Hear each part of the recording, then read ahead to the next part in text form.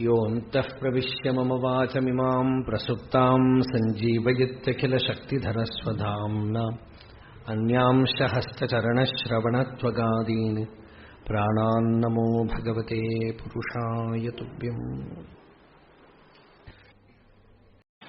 சத்சங்கம் அப்படின்னா என்ன?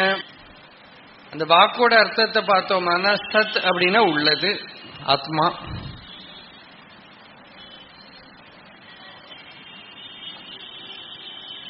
ஈஸ்வரம். எது மாறுபடாம இருக்குமோ அந்த பொருள். மாறிண்டே இருக்கிறது அசத். எது பரிணாமம் இல்லாம இருக்கோ அது சத். யத் விஷயா புத்திஹி வியபிசரதி தத் அசத். யத் விஷயா புத்திஹி ந வியபிசரதி தத் சத். எது மாறாம இருக்கோ அது சத். அப்படி மாறாம இருக்கிறது எது அப்படின்னு பார்த்தா எல்லாமே பரிணாம விதேயமா தான் இருக்கு பிரபஞ்சத்துல. பரிணாமம் இல்லாம இருக்கிறதுங்கிறது சத். சத் அப்படின்னாக்கா இருக்கிற பொருள் ஆத்மா. அந்த சத்து கிட்ட ஏற்படுற சங்கம். சங்கம் அப்படின்னா அனுபவம், தொடர்பு, கான்டாக்ட் எல்லாமே அர்த்தம். அந்த சத்துங்கிறதுக்கு நாம பகவான் அப்படின்னு வச்சுட்டோமானா பாகவத கதாசிரவணம், நாம சங்கீர்த்தனம் எல்லாமே சத் சங்கம். வேதாந்த விஷயமா வச்சுட்டோமானால் வேதாந்த சிரவணம் சத் சங்கம். ஏகாந்தமா இருந்து ஆத்ம தியானம் பண்றது சத் சங்கம். உத்தமா சகஜாவஸ்தா, மத்தியமா தியான தாரணா, அதமா சாஸ்திர சர்ச்சாச்ச, தீர்த்த யாத்ரா அதமாதமா அப்படின்னு ஒரு ஸ்லோகம் இருக்கு. உத்தமா சகஜாவஸ்தா, ஆத்மாவை உணர்ந்து ஸ்வரூபத்திலேயே நிலைச்சிருக்கிறது இருக்கே அது உத்தமம். மத்தியமா தியான தாரணா, அது முடியலையானால் அதை கேட்டு புரிஞ்சு மனனம் பண்ணி தியானம் பண்ணி அதை ஹிருதயத்துல நிறுத்தி பரிசீலனம் பண்றது இருக்கே அது மத்தியமம். சும்மா சாஸ்திரம்னு ஒரு கிளாஸுக்கு போய் படிக்கிறது, அது தெரிஞ்சு தியரிட்டிக்கல் நாலேஜ் இருக்கோ இல்லையோ அதமா அப்படின்னு. அதுவும் இல்லாம ஊர் ஊரா கோவில் கோவிலா போயிட்டு வரோமோ இல்லையோ அதமாதமா அப்படின்னு. அப்படின்னா அது தப்புன்னு அர்த்தம் இல்லை. அப்படின்னா அது லோவஸ்ட் ரேங்க், அங்கேயாவது தொடங்கணுமோ இல்லையோ. அதமா அப்படின்னா மோசம்னு அர்த்தம் இல்லை. அதானது ஒரு நர்சரி கிளாஸ்னு அர்த்தம். அங்கேயாவது கிளம்பணுமே.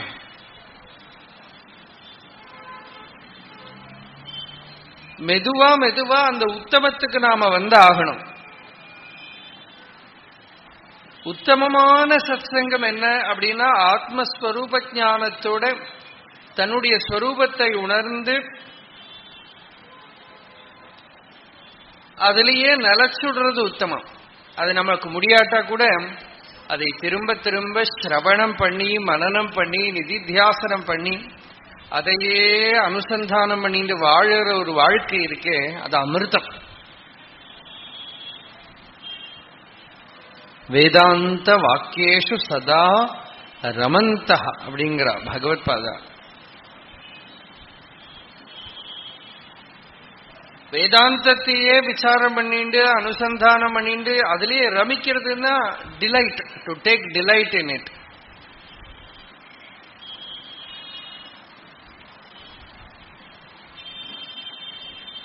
அப்படி இருக்கிற ஒரு வாழ்க்கை நமக்கு அமிர்தமா இருக்கும்.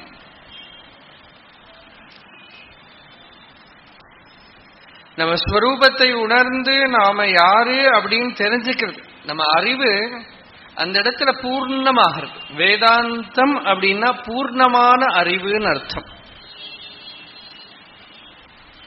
வேதாந்தம்னா என்ன அர்த்தம்னா பூர்ணமான அறிவு.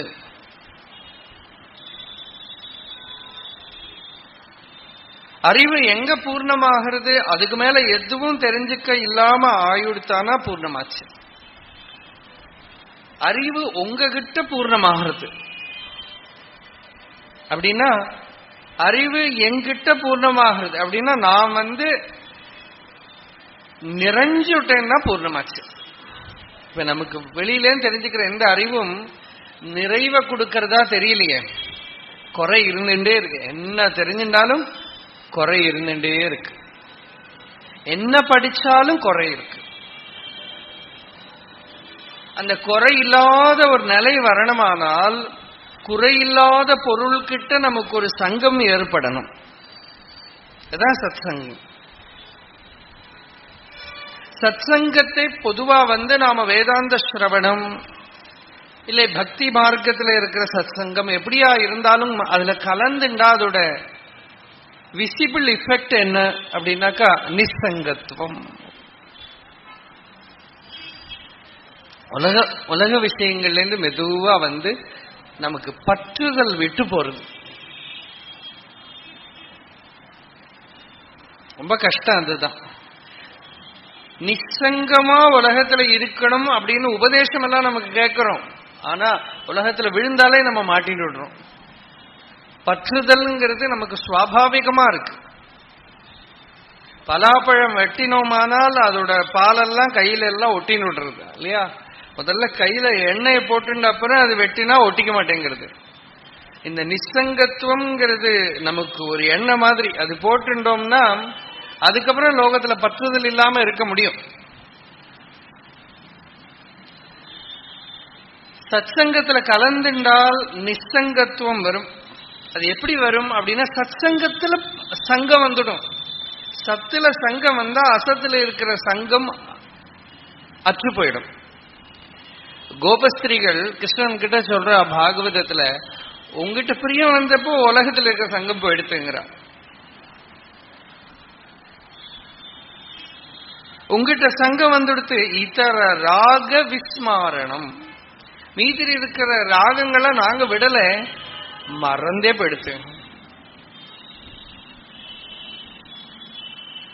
அவ ஒன்னும் எதையுமே கான்சியஸா ரினவுன்ஸ் பண்ணல, உபேட்சிக்கல, தானாவே விழுந்து போயிடுது. அந்த மாதிரி பகவான் கிட்ட ஒரு சங்கம் வருத்த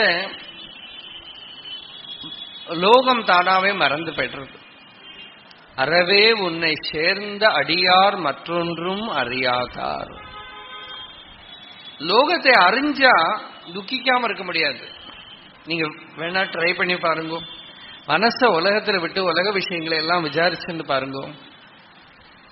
அப்புறம் நிம்மதியா இருக்கணும்னு பாருங்க. முடியவே முடியாது. ஏன்னா இந்த உலகம் எந்த காலத்திலையும் பர்ஃபெக்டா இருந்ததே கிடையாது.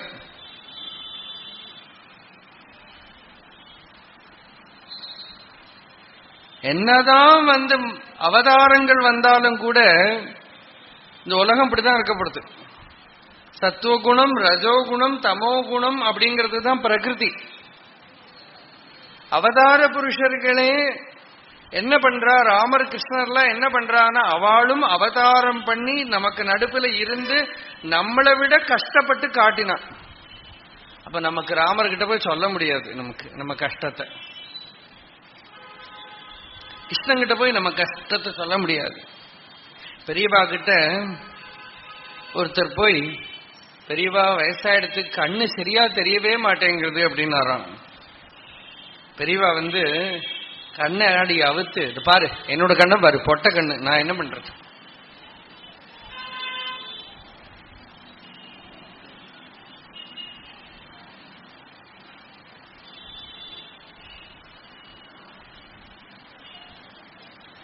லோகத்துல இருக்கிற துக்கங்களுக்கெல்லாம் பரிகாரம் இருக்கானா நாம லோகத்திலேயே இருந்துடுவோம்.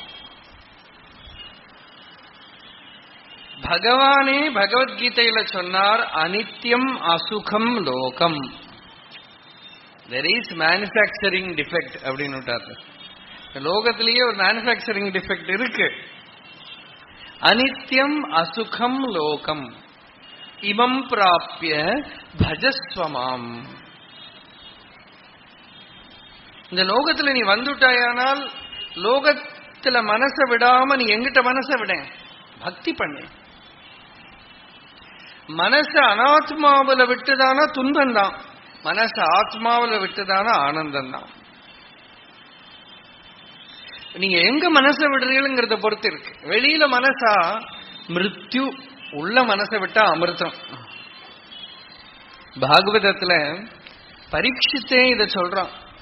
தசமஸ்கந்தம் தொடங்குற போது சுகாச்சாரியால் கிட்ட சொல்றான், வீர்யாணி தஸ்யாகில தேகபாஜாம் அந்தர்பஹி பூருஷ காலரூபை பிரயச்சதோ மிருத்யுமுதாமிருதம் ச மாயா மனுஷ்யஸ்ய வதஸ்வ வித்வன்.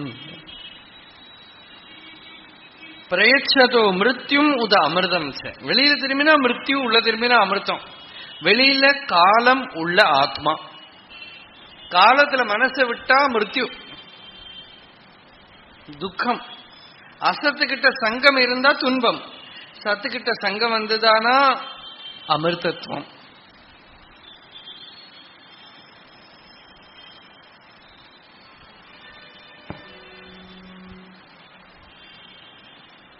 திருஷ்டியை அந்தர்முகம் பண்ணி நமக்கு நம்ம ஸ்வரூபத்தை தெரிஞ்சுக்கணும் அப்படின்னு உபனிஷத் சொல்றது. உபனிஷத்துல ஒரு மந்திரம், கட்டோபனிஷத்துல அந்த மந்திரம் சொல்றது, ஸ்வயம்பு, அதானது பகவான் இந்திரியங்களை எல்லாம் வெளிமுகமா திருப்பி வச்சு அவர் அந்தர்யாமியா உள்ள உட்கார்ந்து விட்டார். பராஞ்சி காணி வியதிருணத் ஸ்வயம்பூஹு. காணினா இந்திரியாணி, கம் அப்படின்னா ஆகாசம்னு அர்த்தம். இந்திரியங்கள் எல்லாமே ஸ்பேஸ் தான், வெறும் ஓட்டை தான். கண்ணுன்னு ஒரு ஓட்டை, காதுன்னு ஒரு ஓட்டை, மூக்குன்னு ஒரு ஓட்டை, வாயின்னு ஓட்டை, ஸ்பேஸ். அந்த ஸ்பேஸ் தான் இந்திரியம். அந்த ஸ்பேஸ்க்குள்ளால மனசு வந்து கண்ணால ரூபத்தை பார்க்கறது, காதால கேட்கறது, மூக்கால மணக்கிறது, நாக்கால ருசிக்கிறது இல்லையா. ஸ்வப்னத்துல வந்து மனசு இந்திரியங்கள் இல்லாமையே இவ்வளவும் பண்றது. ஸ்வப்னத்துல மனசு தானாவே காணறது, கேட்கறது, மணக்கிறது, ருசிக்கிறது, ஸ்பர்சிக்கிறது. இப்ப வாஸ்தவமா வேலை பண்றது மனசுதான்.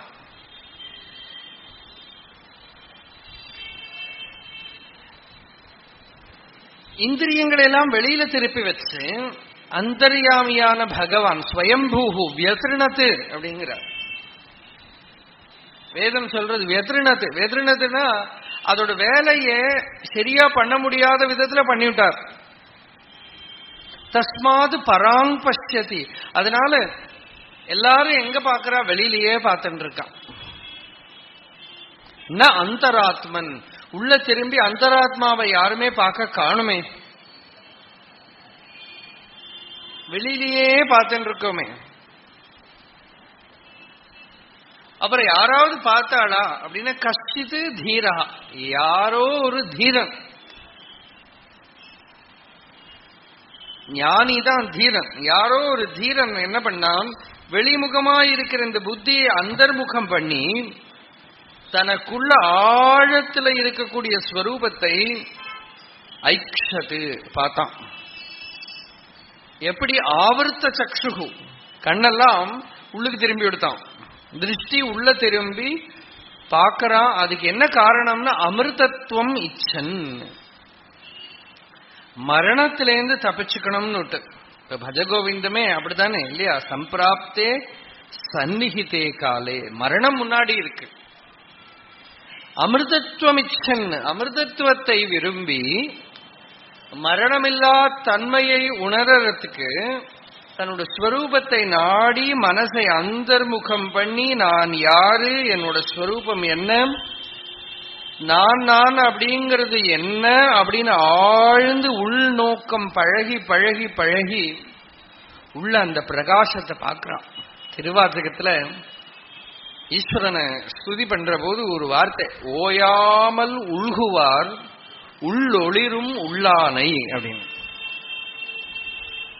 தியானம்னா ஏதோ 5 நிமிஷம் 10 நிமிஷம் இல்லையா, ஓயாமல் உள்குவார். ரெஸ்ட் இல்லாம, விச்சித்தி இல்லாம, விஸ்ராந்தி இல்லாம உள்கிறது அப்படின்னா அந்தர்முகமாகிறது. அப்படி அந்தர்முகமாகிறவாளுக்கு உள் ஒளிரும் உள்ளான், உள்ள பிரகாசிக்கக்கூடிய உள்ள பொருள், உள் ஒளிரும் உள்ளானை. அந்த ஹிருதயத்துல பிரகாசமாகிற ஈஸ்வரன் இருக்கானே, அந்த ஈஸ்வரனை நாடு அப்படின்னு சொல்றதுக்கு தான் வெளியில ஒரு குரு. அந்த சத்சங்கத்துல கலந்து கலந்து நிசங்கத்துவம் வருது. அப்படின்னா வெளியில எதுலயும் பற்றுதல் இல்லாம ஆகிறது. உலக விஷயங்கள்ல மனசு போக பிடிக்கல.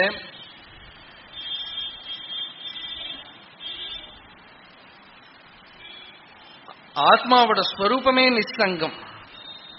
நிசங்கம்னா ஒரு பிராக்டிஸ்டு டிட்டாச்மெண்ட் இல்லை, அது ஆத்மாவோட ஸ்வரூபமே நிசங்கத்துவம். ஆத்மா எதுகிட்டையும் ஸ்வரூபம் பற்றுதல் இல்லாம இருக்குங்கிறத உணர்ந்தா அது நாம தான் தெரிஞ்சுட்டோம்னா நாம டிட்டாச்மெண்ட் பிராக்டிஸ் பண்ண வேண்டாம். இந்த மீன் எவ்வளவு சளிக்குள்ள கடந்தாலும் சகதிக்குள்ள கடந்தாலும் அது மேல பளபளான்னு இருக்கும் பாருங்க, இல்லையா? அந்த மாதிரி தத்துவத்தை உணர்ந்த ஞானி விவகாரத்தினால எந்த சகதிக்குள்ள போய் இருந்தாலும் கொஞ்சம் கூட சம்பர்க்கம் இல்லாம அசங்கோகியம் புருஷகான்னு இருப்பான். அதான் நிசங்கத்துவம். நிசங்கத்துவம்னா வெறுப்பு இல்லை. சில பேருக்கு உலகத்துல நிறைய துன்பம் வந்துடுச்சுன்னா ஒரு மாதிரி ஒரு வெறுப்பு வந்துடும், எல்லாம் வெறுத்து போயிடும். அது ஒரு வியாதி. அப்படி இருக்கிறவா பக்கத்துல நமக்கு போனா நமக்கும் இருக்கிற இன்ட்ரெஸ்ட் எல்லாம் போயிடும். அது ஞானம் இல்லை, அது அத்தியாத்மம் இல்லை. எல்லாம் வெறுத்து போய் எல்லாத்துலயும் இன்ட்ரெஸ்ட் போய் அப்படி இருக்கிறவா அவ பக்கத்துல போனா நமக்கு இருக்கிற எனர்ஜி எல்லாம் போயிடும், நம்மளும் டல் ஆயிடுவோம். அதனால மகான் ஞானிகளை பார்த்தா எப்படி இருப்பான்னா சந்துஷ்ட சததம் யோகிங்கிறான் பகவான் கீதையில. பாகவதத்துல தத்தாத்திரேயரை பார்க்கிறார் யது மகாராஜா. இவர் ராஜா. ராஜானா எல்லா சுகமும் இருக்கிறவர், எல்லா சௌக்கியங்களும் கம்ஃபர்ட்ஸும் இருக்கிறவர். தூரக்கேந்து பார்க்கிறார், ஒரு அவதூதர் வரார். இந்த அவதூதரோ எப்படி இருக்கார், ஒரு கோமணம் முடித்தின்னு இருக்காரோ என்னவோ தெரியல, அவ்வளவுதான். சில பேர் திகம்பரர்களா கூட இருப்பா. இவர் சர்வசங்க பரித்தியாகியா இருக்கார். அவரை பார்த்தா அப்படி ஒரு ஆகர்ஷணம், தத்தாத்திரேயரை பார்த்து. என்ன ஆகர்ஷணம்னா ஆனந்தமா இருக்கார், சந்தோஷமா இருக்கார், நிறைவா இருக்கார். ராஜாக்கு கூட பார்த்தா ஆசையா இருக்கு, இவரை மாதிரி இருந்தா தேவையில்லையேன்னு. இவர் ராஜா, இவர் சொல்றாரு இவரை மாதிரி எனக்கு ஆனந்தம் வரமாட்டேங்கிறது. இவ்வளவு நிறைவா இருக்காரு. அவருக்கோ பணம் காசு கிடையாது, நம்மளை மாதிரி பரிசாரகர்கள் கிடையாது, எந்தவித கம்ஃபர்ட்ஸும் கிடையாது. எங்கேயோ வழியில தலையில கை வச்சு படுத்துக்கிறார், நேரா உடுத்திக்க வஸ்திரம் கூட கிடையாது. அப்படி இருக்கிறவர் இவ்வளவு ஆனந்தமா இருக்கார். அவர்கிட்ட போய் பரம வினயத்தோட சௌசீல்யத்தோட போய் தத்தாத்திரேயர்கிட்ட போய் இந்த ராஜா கேட்கிறார், நீங்க எப்படி இப்படி ஆனந்தமா இருக்கீங்க? இவ்வளவு பொங்கி பொங்கி பொங்கி வர்றதே ஆனந்தம். நீங்க பார்க்கிற இடமெல்லாம் ஆத்மா பிரகாசிக்கிறது. உங்க திருஷ்டி எங்கெங்க விழுறதோ அங்கெல்லாம் பவித்திரமாகிறது.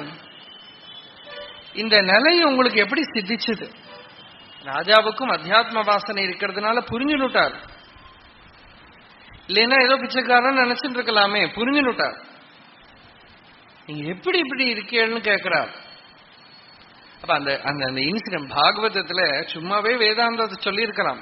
ஆனா இப்படி ஒரு இன்சிடென்ட சொல்லி வேதாந்தத்தை சொல்றார் சுகர். எதுக்குனாக்கா அந்த ஞானிகளை நமக்கு பிக்சர் பண்ணி காட்டணும். அதுதான் பாகவதத்தோட ஸ்பெஷாலிட்டி.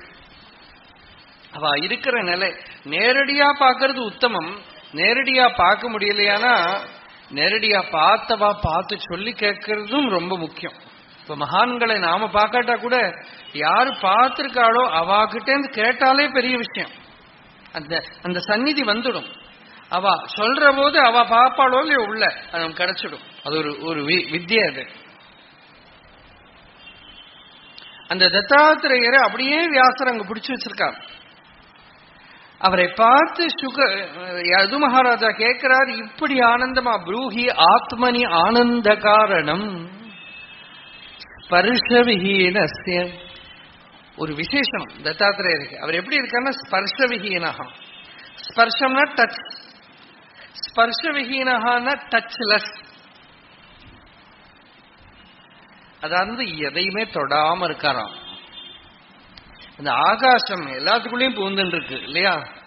ஆகாசத்துலதான் எல்லாம் இருக்கு, ஸ்பேஸ்ல தான் எல்லாம் இருக்கு. ஆனா ஸ்பேஸ் எதுக்கிட்டையாவது ஒட்டிக்கிறதும் இந்த மாதிரிதான் ஞானி. ஞானேன ஆகாசகல்பேன யோ தர்மானு ககனோபமானு ஞேய அபிநேன சம்புத்தா தம் வந்தே த்விபதாம் வரம் அப்படின்னு கௌடபாதாக்காரிகையில ஒரு ஸ்லோகம். ஆகாசம் போல இருக்கிற அறிவு. நம்ம அறிவு எல்லாமே ஆகாசம் போல அறிவில்லை. இப்போ மைக்கு அப்படின்னு தெரிஞ்சுன்னா அந்த அறிவு மைக்கோடு உருவம் பூண்டுடும்.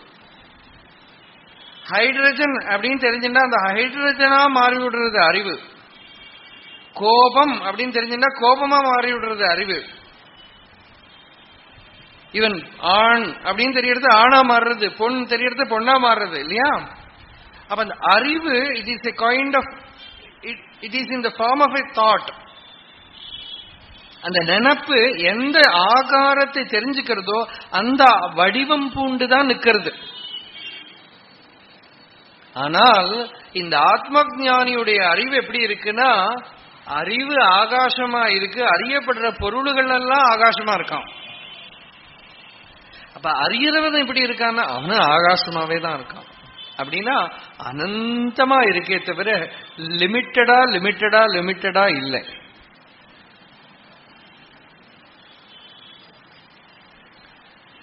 அப்படி தன்னுடைய ஸ்வரூபத்தை உணர்ந்தவன் ஸ்பர்ஷவிஹீனன்னு பேரு அவனுக்கு. பல யோகங்கள் இருக்கோ இல்லையோ, நிறைய யோகம், ராஜயோகம், பக்தி யோகம், ஞான யோகம் எல்லாம் சொல்றோம். இது ஒரு ஸ்பெஷல் யோகம். இந்த யோகத்துக்கு என்ன பேருன்னா அஸ்பர்ஷ யோகம்னு பேரு. இது கௌடபாதாச்சாரியர் சொல்றார், அஸ்பர்ஷ யோகோ வை நாம சர்வ சத்வ சுகாவஹா. பரம சுகத்தை கொடுக்குமாம் அது. அந்த அஸ்பர்ஷ யோகத்தை தெரிஞ்சின்றவர் இவர் தத்தாத்திரேயர். அதனால அவரை பார்த்து ராஜா கேட்கிறார், நீங்க இப்படி சந்தோஷமா இருக்கீங்களே, நல்ல ஆரோக்கியமா யௌவனத்துல இருக்கார், அவரை பார்த்தாலே தெரியறது சர்வஜர்னு தெரியறது. அப்படியெல்லாம் இருந்து எதுலயும் மாட்டிக்காம சுதந்திரமா சஞ்சாரம் பண்ணிட்டு இருக்கார். சில யோகிகள் அப்படிதான் மாட்டிக்க மாட்டாவா. மாட்டிக்கிறதுன்னா இப்ப எங்களை மாதிரி உபன்யாசம் பண்றதுன்னு ஆரம்பிச்சா மாட்டின்னு விடுவான். எல்லாருமா பிடிச்சு அவளை உட்கார வச்சு கழுத்துல மாலை போட்டு நமஸ்காரம் பண்ணி அவ வேண்டானால அவளுக்கு ஒரு மடத்தை கட்டி கொடுத்து மடத்துள் அகப்பட்ட மடைய பயலே அப்படின்னு ஆக்கிடுவோம். எதையாவது கட்டி கொடுத்து நம்ம அது இதுன்னு பண்ணி, அதுதான் மாயங்கிறது. தத்தாத்திரேயர் பின்னாலேயும் நிறைய பேர் நடந்தாளாம். அப்படி ஒரு கதை உண்டு. நிறைய பேர் அவருடைய தேஜஸால ஆகர்ஷிக்கப்பட்டு இவர் தான் மகாத்மான்னு பின்னால நடக்க இவர் பார்த்தார். இவ யாரும் விட்டு போறதா தெரியல. அவர் இவாளெல்லாம் பின்னால அவர் திரும்பியே பார்க்க மாட்டேங்கிறார். திரும்பி பார்க்கலனால அதுவும் பின்னால போறார். இது என்னன்னாக்க இந்த கதை சொல்றவா இருக்காளோ இல்லையோ, எல்லாம் மகான்களுக்கெல்லாம் கஷ்டத்தை கொடுக்கற மாதிரி நிலை இந்த கதா காலட்சேபம் என்ற வாழ்க்கையுமே வந்துடுச்சு. என்ன மகான்கள் திட்டினா அனுகிரகம் அப்படின்னா அவ திட்டினாலே யாரும் போக மாட்டா. அவ கல்லெடுத்து எறிஞ்சாலும் அனுகிரகம் அப்படின்னா கல்லை விட்டு வீசினாலும் யாரும் போக மாட்டான், பின்னாலேயே சுத்தின்னு இருப்பான். திருவண்ணாமலையில் ஒரு சுவாமியார் இருந்தார். அவர் அடிச்சுடுவார், தடி எடுத்து அடிச்சுடுவார். தடி எடுத்து அடிச்சு யாரோ பிரச்சாரம் பண்ணி விட்டுட்டா அவர்கிட்ட இருந்து அடி வாங்கினதோட என்னோட கடன் எல்லாம் போயிடுத்து, இருக்கிறவன் எல்லாம் போய் முதுக காட்டி நிற்கிறார். அவர் என்ன பண்ணுவார்?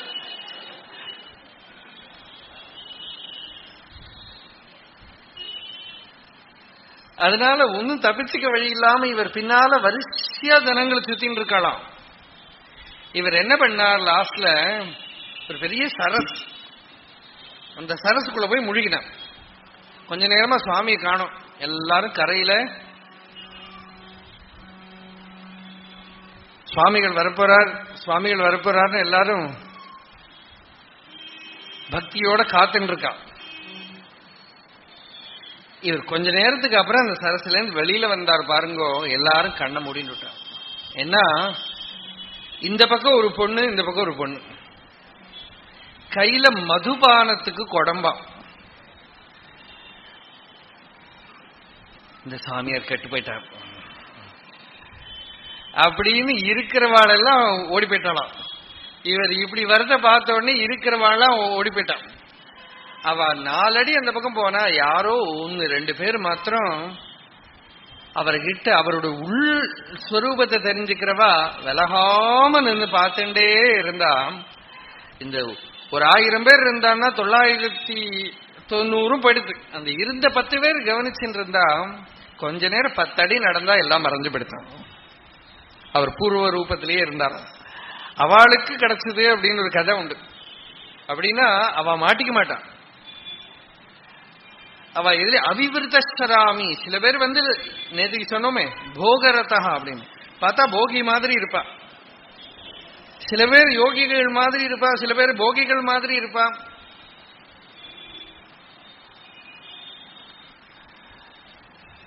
சில பேர் பைத்தியம் மாதிரி இருப்பா. பால உன்மத்த பிசாசவது அத பைத்தியம் மாதிரியே இருப்பா. யாருக்கும் புரிஞ்சுக்க முடியாது, பைத்தியம் மாதிரி. சில பேர் சின்ன குழந்தைகள் மாதிரி இருப்பா. அப்படியெல்லாம் இருந்தும் அவளை புரிஞ்சுக்கிற தகுதி யாருக்கு இருக்கோ அவளுக்கு அனுகிரகம்.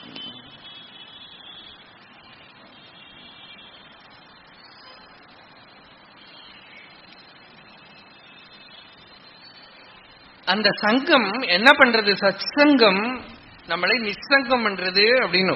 அந்த சத்சங்கம் மகான்கள் சங்கம் ஏற்பட ஏற்பட ஏற்பட சர்வ சங்காபக. பாகவதம் சொல்றது நம்ம லோகத்துல நமக்கு எல்லா அழுக்குகளும் துரிதங்களும் நமக்கு வர்றது எப்படின்னா கான்டாக்ட்னாலதான், இன்ஃப்ளூயன்ஸ்னாலதான். லௌகிகமான இன்ஃப்ளூயன்ஸ்னால சாக்கடையெல்லாம் நமக்குள்ள வந்துடுறது இல்லையா? Modern civilization is made of drainages. கபதாலன் drainage. ஈஸ்வரன் சுத்த ஜலம் ஆகாசத்துல மழையா பெஞ்சு கங்கையா ஓடி நம்ம கிட்ட வந்த உடனே நம்ம அதை டிரைனேஜா கன்வெர்ட் பண்ணி கடல்ல கொடுக்கறதுக்கு இருக்கிற சயின்டிபிக் டெவலப்மெண்ட் நம்ம கிட்ட இருக்கு இல்லையா? ஈஸ்வரன் அமிர்த ஜலத்தை ஆகாசத்துல பொழிஞ்சு ஹிமாலயத்துல இருக்கிற அந்த பனி நிறைஞ்ச அந்த அமிர்தத்தை அந்த அழகானந்தாவும் மந்தாகினியும் வரத பார்த்தோமானால் அது ஆச்சரியமா இருக்கு. ஆனா நம்ம சாமர்த்தியம், with all our technological scientific development, we have the power to convert that purest liquid into drainage. சாக்கடையா மாத்தி கடல்ல கொண்டு போய் போடுறோம். கடல்ல போட்டுதானா ஈஸ்வரன் திருப்பி என்ன பண்றார், அதை எவாபரேட் பண்ணி பவித்திரம் பண்ணி திருப்பி மழையா கொடுக்கிறார். ஏன் பாருங்கோ, நம்ம அறிவு கிட்ட இருக்கிற அபிமானத்தை எடுக்கிறதுக்கு சொல்றேன். நம்ம அறிவுனால நம்மளால ஒன்னும் ப்ரோக்ரஸ் பண்ண முடியாது இல்லையா? அப்ப குழந்தைகள் பாருங்க எவ்வளவு துரு துரு துரு துருன்னு இருக்கு இல்லையா? ஈஸ்வரனோட ப்ரொடக்ஷன். ஈஸ்வரன் கொடுக்கிற போது அவ்வளவு எனர்ஜெட்டிக்கா அவ்வளவு சந்தோஷமா இருக்கு. அது நம்ம வயசாக எப்படி இருக்கும், பெருசாக ஆக எல்லாம் போய் சோர்ந்து போய் டல்லாகி ஒன்னுக்கும் பிரயோஜனம் இல்லாம ஆனப்புறம் திருப்பி செத்து போறதுன்னா என்ன அர்த்தம்னா பகவான் அதையெல்லாம் உடைச்சு திருப்பி குழந்தையா பண்ணுவார். பகவானுக்கு he produces babies, we grow old. எல்லாமே ஈஸ்வரனுடைய சிருஷ்டி பவித்திரம். There is no evolution at all. இந்த டிக்ளரேஷன் எல்லாமே நீங்க வேணா யாராவது எழுதி நோபல் பிரைஸ் வாங்க முடியும்னா வாங்கிங்கோ. Free. There is no evolution at all.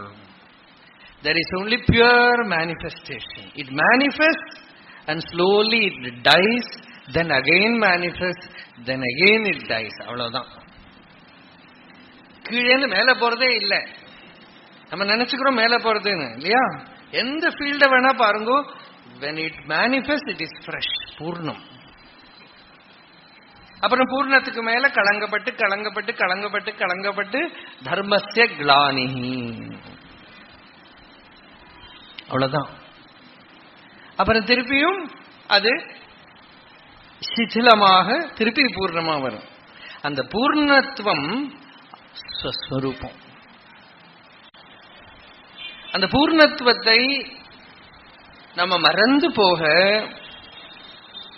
ஈஸ்வரன் ஏதோ ஒரு உருவத்துல பிரகாசமாய் ஞாபகப்படுத்துறார். ரெகக்னைஸ் பண்றதுக்கு இருக்கிற பவர் நமக்குள்ள இருக்கானா நாம அதை புரிஞ்சுக்கிறோம். அப்ப சத்துக்கிட்ட சங்கம் ஏற்படுறது, அசத்துக்கிட்ட இருக்கிற சங்கம் விலகிறது. பொதுவாவே நல்ல மகான்கள் கிட்ட சங்கம் வந்துடுத்தானா நம்ம பிரயத்தனம் பண்ணாமையே, தியானம் சாதனை இப்படி எல்லாம் கஷ்டப்படாமையே நம்ம மனசு அதையே பாவனை பண்ணிட்டு இருக்கும். லௌகிகமான பாவனை தானாவே விழுந்து போயிடும். ரமண பகவான் கிட்ட அட்டெண்டண்டா வேலை பண்ணிட்டு இருந்தவர் ஒருத்தர், கிருஷ்ணசுவாமின்னு பேரு. 96 தான் 96 அவர் உடம்ப விட்டார். அவருக்கு மகர்ஷி கூட இருக்கிற போது நிறைய கெட்ட பேரு. ஏன்னா வரவாளையெல்லாம் திட்டுவர், கோவிச்சுவர். மகர்ஷியே அவர்கிட்ட சொல்லியிருக்கார். இமேஜினே பண்ண முடியாது இப்படி உள்ளவாள்லாம் மகான்கள் கிட்ட எப்படி இருக்கா, நமக்கு ஆச்சரியமா இருக்கும். ஏன்னா எல்லாரும் தியானம் பண்றதுன்னு உட்காந்து அவர் பெருசா ரேடியோ வைப்பார். ஆனா ஆச்சரியம் என்னன்னா மகர்ஷியே அவரை எதுவும் சொல்ல மாட்டார். அபூர்வமா பகவான் ரமண பகவானே அவருக்கு அவங்ககிட்ட சொல்லிருக்க, அதை பாரு நீ பண்றது நல்லா இல்லை அப்படின்னு ஒரு வாட்டி 2 வாட்டி சொல்லியிருக்கார். ஆனா காதலியே போட்டுக்க மாட்டார்.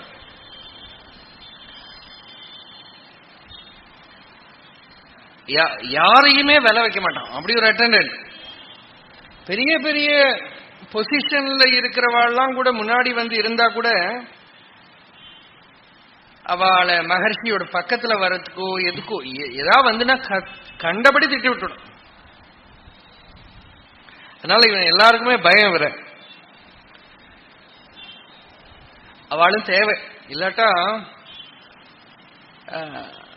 அதுவும் அந்த ஞானியோட சரீரத்தை காப்பாத்துறதுக்கு இருக்கிற யோகக்ஷேம சக்தி இருக்கோ இல்லையோ, இவாள மாதிரி இருக்கிறவாள் அதுதான் வைக்கிறது. அவ எந்த லெவலுக்குனாக்கா ஒரு முறை ஆசிரமத்துல நாய் குறைச்சுட்டே இருக்கு.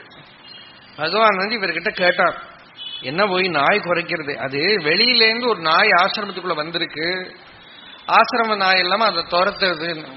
ஓ உங்ககிட்ட இருந்து கத்துன்னு இருக்கு போல் இருக்கு அப்படின்னா.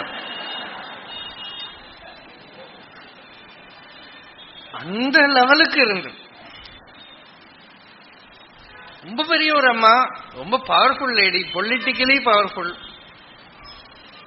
ஆசிரமத்திலையும் ரொம்ப வேண்டியவ. அந்த அம்மா ஒரு நாளைக்கு எழுந்திருந்து போடி அப்படின்னு விட்டார்.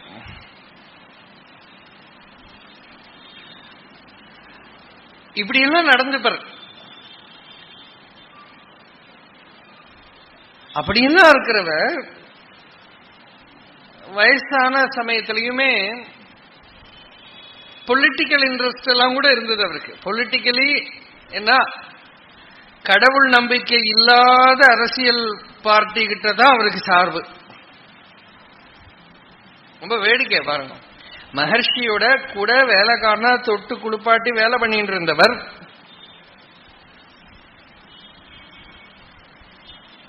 இன்னமும் ரொம்ப வேடிக்கையா இருக்கும் உங்களுக்கு. அவர்கிட்ட கடவுள் எல்லாம் இல்லை சாமி அப்படின்னு அப்படிம்பார். கடவுள்லாம் கிடையாது. அப்புறம் ரமணரை பத்தி பகவானை பத்தி அது சாட்சாத் ஈஸ்வரனா அப்படின்னா அது என்ன அர்த்தமே அவன் புரியாது. அந்த கனெக்ஷன். அது எதை நிஷேதம் பண்றாரு, நிஷேதம் பண்ணினா கூட லாஸ்ட் டேஸ்ல அவர் சொல்றார், உங்களுக்கு பகவான் கூட இருந்து நிறைய வருஷம், அதாவது 30-40 வருஷத்துக்கு அப்புறம் அவர் சொல்றார், தினமும் எனக்கு ஸ்வப்பனத்துல பகவான் வருது அப்படின்னாரு. இதுதான் சத்சங்கத்தோட பலம் பாருங்க. நீங்க உங்க பவர்னால இல்ல அதோட இன்ஃப்ளூயன்ஸ், உங்களை நியதி அதுக்கு செலக்ட் பண்ணி அந்த சங்கம் கிடைச்சிருக்கானா, நீங்க அப்சர்வ் பண்ணிக்கலன்னா கூட உங்களுக்குள்ள அது ஏறி உட்கார்ந்து விடுறது. பாகவதத்துல ஒரு ஸ்லோகமே இருக்கு, ஈஸ்வரன் என்ன பண்றான்னா ஆக்கிரமிய ஆத்மன்யவஸ்திதம், ஆக்கிரமிச்சு உள்ள ஏறி உட்காந்துக்கிறானா, அட்டாக் பண்ணி. ஆக்கிரமிய ஆத்மன்யவஸ்திதம் அப்படின்னு. அதனால விருத்தமா இருக்கிற பாவங்கள் கூட அவளை ஒன்றும் பண்ணறதில்லை. நீ அவளை வெறுத்தா கூட அவன் உள்ள பூந்து விடுவான், பிடிக்காம இருந்தா கூட உள்ள பூந்து விடுவான். அப்ப சத் சங்கம்னு ஒண்ணு கிடைக்கணும். அந்த கிடைச்சதானா அது ஒரு பெரிய மருந்து. அந்த மருந்து என்ன பண்றது, உள்ள இருக்கிற பிணி, அது பெரிய மருந்து. உள்ள மெதுவா உள்ள பூந்து பூந்து பூந்து உள்ள இருக்கிற அஜ்ஞானத்தை நீக்கம் பண்ணி அந்த ஒரு நிலைய, ஒரு சாந்தியை உள்ள கொடுத்துடும், நிசங்கத்துவத்தை கொடுத்துடும். அந்த நிசங்கத்துவம் அவளுக்கு வந்திருக்கு, அவளுக்கு தெரிய கூட தெரியாது, ஆனா வந்துடும். மகாபுருஷ சம்ஸ்ரயம் யாருக்கு இருக்கோ அவளை பார்த்தா நமக்கு தெரியும். அவ சொல்லுவா, எங்களுக்கு ஒன்றும் தெரியாது, எங்களுக்கு ஒன்றும் பிரயோஜனமே இல்லை, நாங்க இதெல்லாம் படிக்கல, ஒன்னும் கத்துக்கல எல்லாம் சொல்லுவா. அப்படி இருந்தாலும் கிளியரா அவங்களுக்கு பார்க்கலாம் அவளுக்கும் பெறத்தியாருக்கு இருக்கிற வித்தியாசத்தை.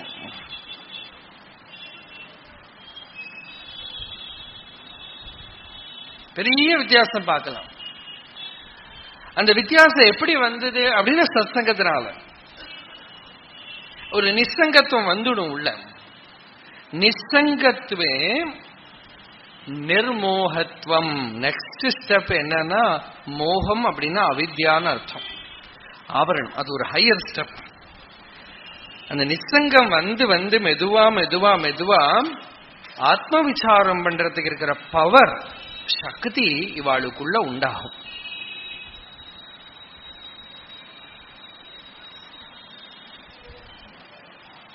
அப்பதான் மோகம் விலகும் இல்லையா? மோகத்தினால்தான் துன்பம் பூரா. பாரதியார் பாடினாரே, மோகத்தை கொன்று விடு அல்லால் எந்தன் மூச்சையே நிறுத்தி விடு அப்படின்னு பாடினார். அந்த மோகத்தை எப்படி கொல்லறது? அந்த மோகம் யாருக்கு, மோகமுத்கரம்னு பேரு இந்த பஜகோவிந்தத்துக்கு. சத்சங்கத்துல இருந்துட்டே இருந்தோமானால் மெதுவா மெதுவா நம்ம மனசு வெளி விஷயங்கள்ல இருந்து ஃபர்ஸ்ட் ஆஃப் ஆல் ஒரு ரோகம், ஒரு வியாதி குணமாகணுமானால், இப்ப நல்ல ஃபீவர் இருக்கு, இவன் மருந்தும் சாப்பிட்டுக்கிறான், ஐஸ்கிரீமும் சாப்பிட்டுக்கிறான்னா ஃபீவர் குணமாகுமா? அதனால முதல்ல இந்த ஐஸ்கிரீம் சாப்பிடுறது நிறுத்தணும், கண்டதெல்லாம் சாப்பிடுறது நிறுத்தணும் இல்லையா? அது ஃபர்ஸ்ட் பத்தியம் அப்படின்பா அதுக்கு ஆயுர்வேதத்துல. அந்த பத்தியம் தானே ரொம்ப முக்கியம். அந்த மாதிரி நிசங்கத்துவம் வந்த பிறந்தான் நிர்மோகத்துவம். நிர்மோகத்துவம்னா ஞானத்துக்கு இருக்கிற விஷயம். அது மோகத்தை விளக்குறது ஞானத்தினால்தான். சத்சங்கத்துல கலந்து கலந்து கலந்து உலகத்துல இருக்கிற சங்கம் இவனுக்கு மெதுவா விட்டு போறது. அதுக்கப்புறம் என்ன ஆகுது, சத்சங்கத்தோட இம்பாக்ட் இவனுக்கு தெரியறது எப்படின்னா, இவனுக்குள்ள வந்து ஞான விசாரம் ஏற்படுறது.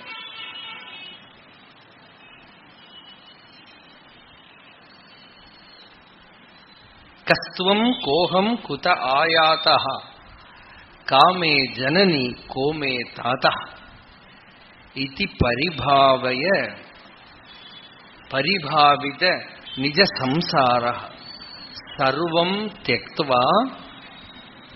சொப்ன விசாரகான்னு ஒரு பாடம், தத்துவ விசாரகான்னு ஒரு பாடம். எப்படி எடுத்தலாம், நான் யாரு, என்னுடைய ஸ்வரூபம் என்ன அப்படிங்கிற ஒரு விசாரம் ஏற்படுறது குரு கிருபையினால. சில பேர் ஆத்ம விசாரம் நான் யார் அப்படின்னு ஏற்படும். சில பேருக்கு நான் உடம்பு இல்லை, மனசு இல்லை, புத்தி இல்லை அப்படின்னு போகும். சில பேர் டைரக்டாவே உள்ள மாறுபாடு இல்லாம சேஞ்ச்லெஸ்ஸா இருக்கிற ஒரு அதிஷ்டானத்தை கவனிப்பான்.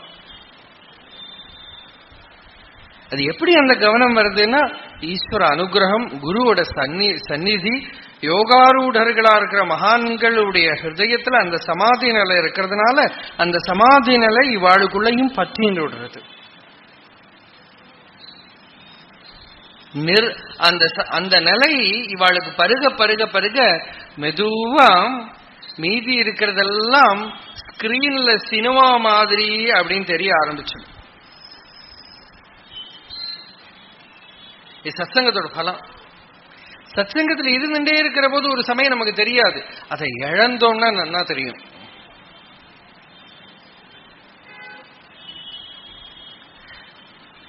சத்சங்கத்திலேயே இருக்கிறது ஒன்னும் கிடைச்சா மாதிரியே இல்லையே, ரொம்ப நாளா இருக்கோமே அப்படின்னு தோணும். கொஞ்ச நாளைக்கு அதை விட்டு பாருங்க, அப்ப தெரியும். ரமண பகவான் கிட்ட இருந்தவர் டி.கே. சுந்தரேஸ்வர ஐயர். அவர் சின்ன வயசுலேருந்தே மகர்ஷி கூட இருந்தவர். அவர் ஒரு முறை ஒரு டெஸ்ட் பண்ணார். 100 நாளைக்கு மகர்ஷியை பார்க்க போகாம இருந்தார். என்ன அங்கேயே இருக்கே, எனக்கு ஒன்றும் கிடைக்கலையே அப்படின்னு ஒரு பிரமை. 100 நாள் ஆறதுக்குள்ள அவருக்கு போரும் ஆயிடுத்து. அடக்க முடியல மனச, அவ்வளவு அசாந்தி.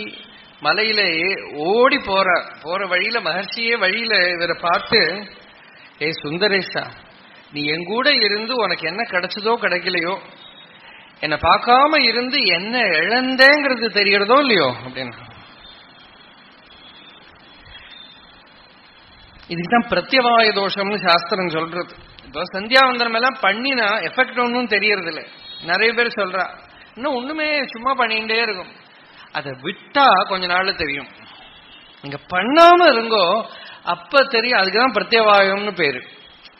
பண்றது என்ன லௌகிகம் மாதிரி இல்லையே. இது லௌகிகமா ஒரு எக்ஸ்டர்னலா ஒன்னும் கிடைக்கப்படுதில்ல. நீங்க ஒரு நேற்றுக்கு சொன்ன மாதிரி ஒரு ஸ்பேஸ விட்டா அந்த ஸ்பேஸ்ல வேற ஏதாவது நுழைஞ்சு உட்காந்துடும். இந்த கர்மானுஷ்டானத்துக்கு எல்லாமே பிரயோஜனம் அப்படிதான். கர்மானுஷ்டானம் பண்ணினா நேரடியா பலம் ஒன்னும் தெரியாது. அந்த கர்மானுஷ்டானத்தை விட்டா நெகட்டிவா ஏதோ ஒன்று உள்ள பூந்துக்கிறது தெரியும், என்ன இழந்தோங்கிறது தெரியும். அது மாதிரி சத்சங்கத்தில் இருந்துட்டே இருக்கிற போது சில பேருக்கு தெரியாது. கொஞ்ச நாள் விலகி இருந்தா தெரியும். அவன் திருப்பி சத்சங்கத்துக்கு வந்துப்போம். ராமகிருஷ்ணர் ஒரு கதை சொல்லுவார். ஒரு காக்கை ஒரு போட்ல ஏறி உக்காந்துருந்தது. அந்த போட்டு ரொம்ப தூரம் கடல் நடுப்புல போயிடுச்சு.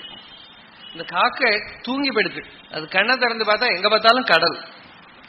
ரொம்ப தூரம் கிழக்கு பக்கம் பறந்தது, எங்கேயுமே கரை காணோம். திருப்பி கடல்ல வந்து உட்காந்து. ரொம்ப தூரம் மேற்கு பக்கம் பறந்தது, அங்கேயும் கரை காணோம். திருப்பி கடல்ல வந்து உட்காந்து. அப்புறம் வடக்கு பக்கம் பறந்தது, தெற்கு பக்கம் பறந்தது, எங்க பார்த்தாலும் கடல். முடிவில் காக்கை நிச்சயம் பண்ணிட்டது, நம்ம கப்பல்லையே உட்கார வேண்டியதுதான் அப்படின்னு. இந்த மாதிரி மனசு வெளியில நாடி துன்பத்தை அனுபவிச்சு முடிவில் தெரிஞ்சுக்கும் சத்சங்கத்துலதான் நிம்மதி. ஏகாந்தத்துல சத்சங்கத்துல தான் நிம்மதி. இந்த அத்தியாத்மம் நமக்கு ரொம்ப சுலபமா கிடைச்சதானா கூட சில பேருக்கு தெரியாது. அதை இழந்தப்புறம் தான் தெரியும். இப்ப நிறைய பேர் நல்ல குலத்துல பிறந்து நல்ல வேதா சம்ஸ்காரங்களோட இருக்கிற குலத்துல பிறந்து எல்லாத்தையும் இழந்து எங்கேயோ போறா. அவ அந்த சின்னத்துல அவளை அப்படி போகாதேன்னு தடுத்தா நிக்க மாட்டேங்கிற, அவ பாட்டுக்கு போயிடுறா. போன அப்புறம் எல்லாத்தையும் இழந்த அப்புறம் திரும்பி பார்த்தா உள்ள அப்படி தவிக்கிறது.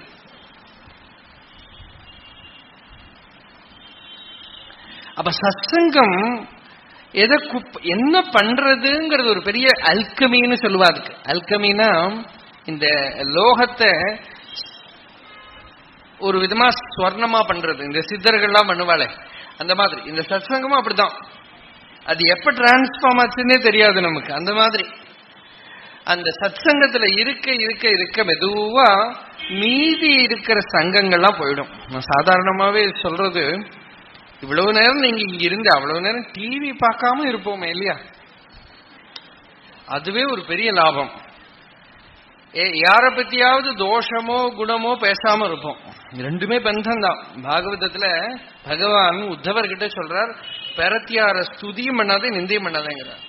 பரஸ்வபாவ கர்மாணி ந பிரசம்சேத் ந கர்ஹயேத் விஸ்வம் ஏகாத்மகம் பஷ்யன் பிரகிருத்தியா புருஷேனச்ச.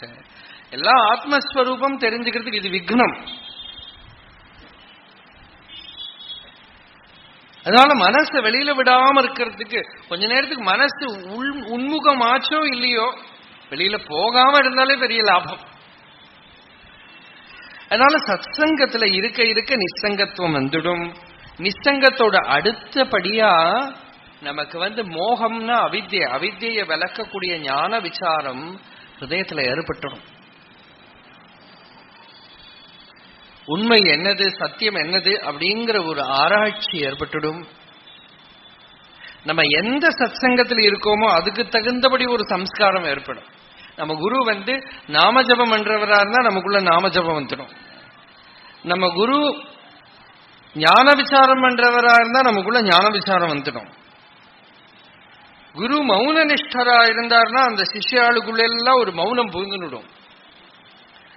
அப்படி மெதுவா மெதுவா அந்த ஹிருதயஸ்தானத்துல ஏற்படக்கூடிய அந்த ஒரு வித்யை ஒரு அடக்கத்தை கொடுத்து ஆத்மானுபவத்தை கொடுத்து மெதுவா மோகம்னா அவித்யை ஆவரணம் உள்ள இருக்கிற அஜ்ஞானம் மெதுவா விலகி நான் சரீரம் அல்ல, நான் ஆத்மாங்கிற அனுபவத்தை கொடுத்துடும். காணக்கூடியதெல்லாம் ஈஸ்வரஸ்வரூபம்ங்கிற அனுபவத்தை கொடுத்துடும். அப்ப மறுமரீச்சிகா ஜலம் இல்லைன்னு தெரியற மாதிரி இந்த பிரபஞ்சம் பிரபஞ்சமா இல்ல, ஈஸ்வரன் அப்படிங்கிற அனுபவம் அது மட்டும் இல்லாம நிശ്ചல தத்துவம். அடுத்தபடியா இந்த சலிக்கிற மண்டலத்தை விட்டு நிശ്ചலமா இருக்கிற அதிஷ்டானத்துல போய் கவனம் விழுந்துடும். சலனமில்லாத ஸ்வரூபம் அச்சலம்னா ஆத்மா. அருணாச்சலம் அப்படிங்கிற போது பகவான் ஒரு பாட்டுல சொல்றது, அச்சலம் அப்படின்னா என்ன அப்படின்னா இந்த மலை மட்டுமில்ல, ஆத்மா ஒரு சலனம் இல்லாம இருக்கிற ஸ்வரூபம். அந்த அச்சலத்தை பார்த்தோம்னா உண்மையான அச்சலம் அதுதான் அருணாச்சலம். அருணம்னா அந்த சிவப்பு, சூரியன் உதிக்கிறதுக்கு முன்னாடி வர வர்ணம் இல்லையா, அந்த மாதிரி ஹிருதயத்தோட கலர் அது. அதனாலதான் அந்த சூரிய உதய அஸ்தமனத்தோட கலர் இருக்கும் இல்லையோ, அந்த கலரை பார்த்தா மனசு ஏன் தியானத்துக்கு போறதுன்னா அது அருண வர்ணம். அம்பாள தியானம் பண்றது கூட சிந்தூர் அருண விக்கிரகம் அருண கிரணஜாலை அஞ்சிதாவத் ஆஷாவகாஷாம். அந்த அருணவர்ணம் அருணாச்சலம் அப்படின்னாக்கா அது ஹிருதயத்தோட வர்ணம். அந்த ஹிருதயத்துல போய் மெதுவா மனசு தோய தோய அச்சலம் நிശ്ചலமா இருக்கிற ஒரு இடத்த நாம பாக்குறோம். எங்க பார்த்தாலும் வெளியில சலனம் இருக்கு, நமக்குள்ள ஒரு அச்சலமான ஒரு இடத்த பாக்குறோம். அந்த அச்சலமான ஒரு சென்டர் தெரிஞ்சுக்காததுனாலதான் நமக்கு தியானம் நிலைக்க மாட்டேங்கிறது. பதஞ்சலி யோக சூத்திரத்துல அதுக்கு என்ன சொல்றாருன்னா பூமிகாலாபம் அப்படிங்கிறார். பூமிகாலாபம்னா கிரவுண்ட், யூ கெட் கிரவுண்டட். அதுதான் சரியான ரியல் எஸ்டேட். இந்த வெளியில இருக்கிற ரியல் எஸ்டேட் எல்லாம் ரியல் எஸ்டேட் இல்லை, அது அன்ரியல் எஸ்டேட். உள்ள ஒரு எஸ்டேட் இருக்குப்பா, அச்சலமா இருக்கிற ஒரு எஸ்டேட், பெரிய ட்ரெஷர் ஹவுஸ். அந்த அச்சலம் யாருக்கு கிடைச்சுடுத்தோ அந்த அச்சலத்துல போய் இருக்க கத்துக்கிறான். அந்த ஹிருதயஸ்தானத்துல போய் இருக்க, அதுதான் தியானம் சமாதி யோகம். மனசு அந்தர்முகமாய் அந்த அச்சலமாய் இருக்கிற ஸ்பேஸ்ல போய் இருக்கிறது. தூஷ்ணீம் பவேத், அந்த தண்ணில போய் இருக்க கத்துக்கிறது தான் யோகம். அப்ப என்ன நிശ്ചல தத்துவம். அந்த நிശ്ചல தத்துவமும் கலைஞ்சு கலைஞ்சு போயிடும்.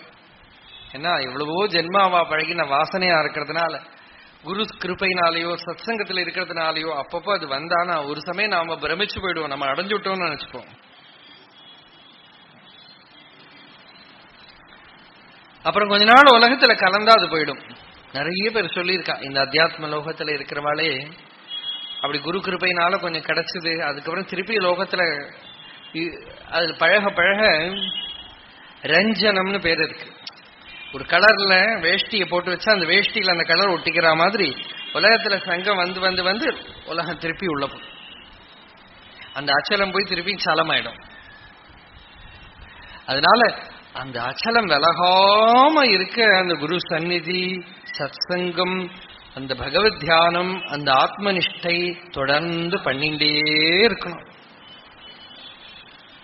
பகவத் பாதாள் ஒரு இடத்துல சொல்றான், யாவதாயு த்வயா வந்தியா வேதாந்தோ குருரீஸ்வரஹ. நீ சத்தியத்தை உணர்ந்தவனானா கூட உன்னோட சரீரம் இருக்கிற மட்டும் வேதாந்தம்னு ஒரு சாஸ்திரம் இருக்கும் இல்லையோ, அந்த சாஸ்திரத்தை பார்த்தா விழுந்து நமஸ்காரம் பண்ணுங்க. என்ன அது யாரும் கண்டுபிடிச்ச சாஸ்திரம் இல்லப்பா. அது சிருஷ்டி ஆரம்பிக்கிறதுக்கு முன்னாடி ஈஸ்வரனாவே இந்த ஜீவனை விட்ட உடனே அது கரையறதுக்கு இருக்கிறதுக்காக ரிவீல் பண்ணின ஒரு நாலேஜ். அதனால வேதாந்தத்தை நமஸ்காரம் பண்ணு. சத்தியத்தை உணர்ந்த குரு இருக்கானே, அந்த குருவை அவனும் நானும் ஒண்ணுதான்னு மாத்திரம் சொல்லிவிடாதே. ஈஸ்வரனும் நானும் ஒண்ணுன்னு கூட சொல்லிக்கோ, பிரம்மமும் நானும் ஒண்ணுன்னு கூட சொல்லிக்கோ, அந்த குரு நானும் ஒண்ணுன்னு சொல்லிட்டு விடாதேங்கிறார். வந்தியா விழுந்து விழுந்து நமஸ்காரம் பண்ண. வேதாந்தோ குருஹு ஈஸ்வரா, ஈஸ்வரனையும் நமஸ்காரம். அடங்கி இருக்கிறது தானே வேதாந்தம் இல்லையா? அகங்காரம் இல்லையே, அடக்கம் தான் வேதாந்தம். அந்த அடக்கத்தை கற்றுக் கொடுக்கிற சாஸ்திரம் தான் வேதாந்தம். அதனால தத்துவத்தை உணர்ந்தவன் அவன் வாழ்க்கை பூரா ஒரே இதுல முடிஞ்சு போச்சு, அடக்கம். உபரதிகை, உபரதிகின்னா என்ன அர்த்தம்னா அடக்கம் அர்த்தம். அந்த அடக்கத்தை தான் நிஷ்சல தத்துவம்னு சொல்றோம். அப்படி சலமெல்லாம் விட்டு ஹிருதயத்துல அடங்கி அடங்கி அடங்கி நிஷ்சல தத்துவே ஜீவன் முக்தி. அந்த நிஷ்சலதாத்துவம் நமக்கு வந்துடுத்தானா என்னதான் பண்ணினாலும் அது நம்மளை விட்டு விலகாது. நம்ம உடம்பு உலகத்துல விவகாரம் பண்ணிட்டு இருந்தாலும் சலாச்சல நிகேதான்னு பேரு ஞானிக்கு. அவனோட சரீரம் சலமாவே இருக்கு, சரீரம் டைனாமிக்காவே இருக்கு, ஆனா உள்ள அச்சலமா இருக்கு. சலாச்சல நிகேதா. அப்படி சலத்துல இருக்கிற போதும் அச்சலமான ஹிருதயஸ்தானத்துல இருக்கக்கூடிய ஜீவன் முக்த புருஷன், அதுக்குதான் ஜீவன் முக்தி.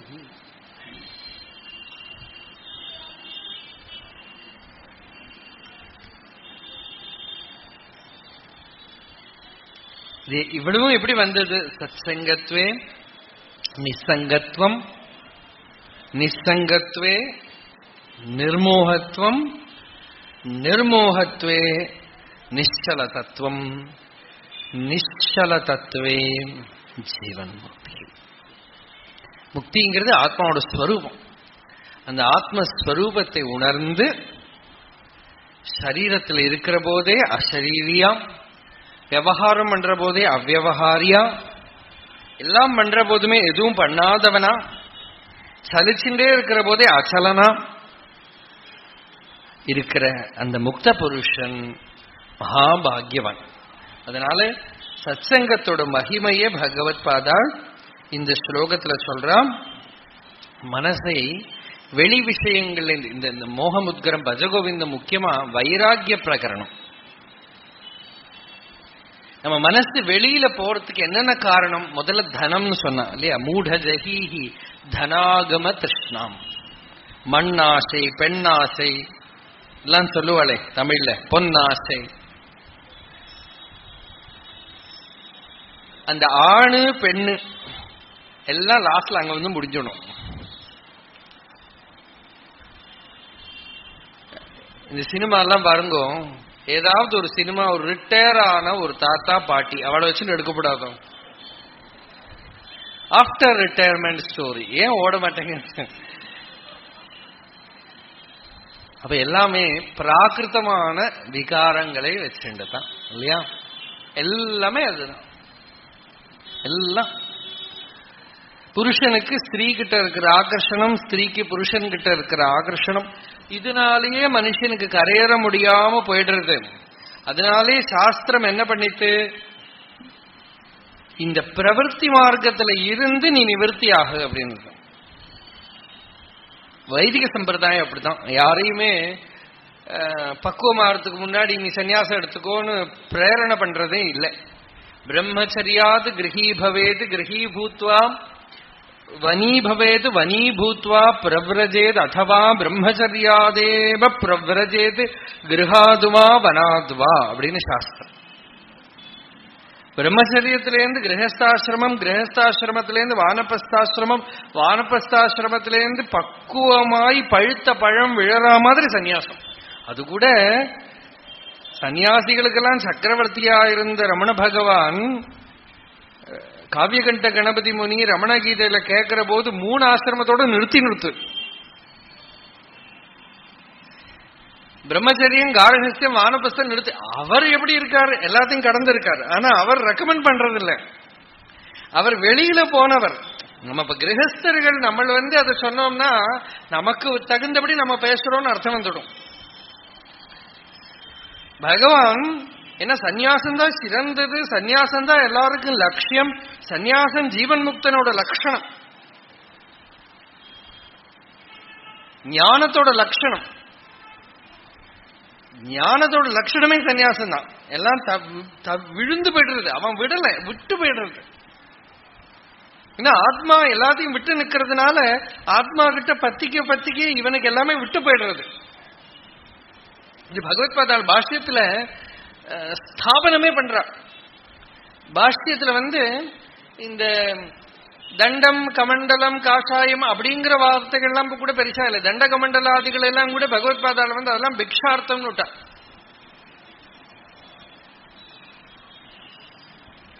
சந்நியாசத்தோட லட்சணம் என்ன? ஞானம். ஞானத்தோட லட்சணம் என்ன? சந்நியாசம். இப்படி திருப்பி திருப்பி போட்டுக்கிறான். ஆனா ரமண பகவான் இந்த ஆசிரமங்களை கேட்கிற போது காரஹஸ்தியம், பிரம்மச்சரியம், காரஹஸ்தியம், வானப்பிரஸ்தம் சொல்லிவிட்டு துரியத்தை விட்டுட்டார். அப்ப இவர் கேட்கிறார், துரியாசிரமத்தை கேட்கிற போது துரியாசிரமஹா காலே ஸ்வயமேவ பவிஷ்யதி அப்படின்னா, நீ பக்குவம் ஆயிட்டான்னா ஒரு பழம் மரத்துக்கிட்ட கேட்டுன்னு இருக்காது, நான் விழட்டுமான்னு விட்டு. அந்த மாதிரி இது பக்குவம் ஆயிட்டான்னா தானாவே அந்த துரியாசிரமம் வந்துடும். அது வருத்தப்படாதுங்கிறார். அது வருத்தினா நிறைய ப்ராப்ளம்ஸ், இப்ப பல விதமா ப்ராப்ளம் பார்க்கறதுனால அந்த மாதிரி எல்லாம் வந்துடும்.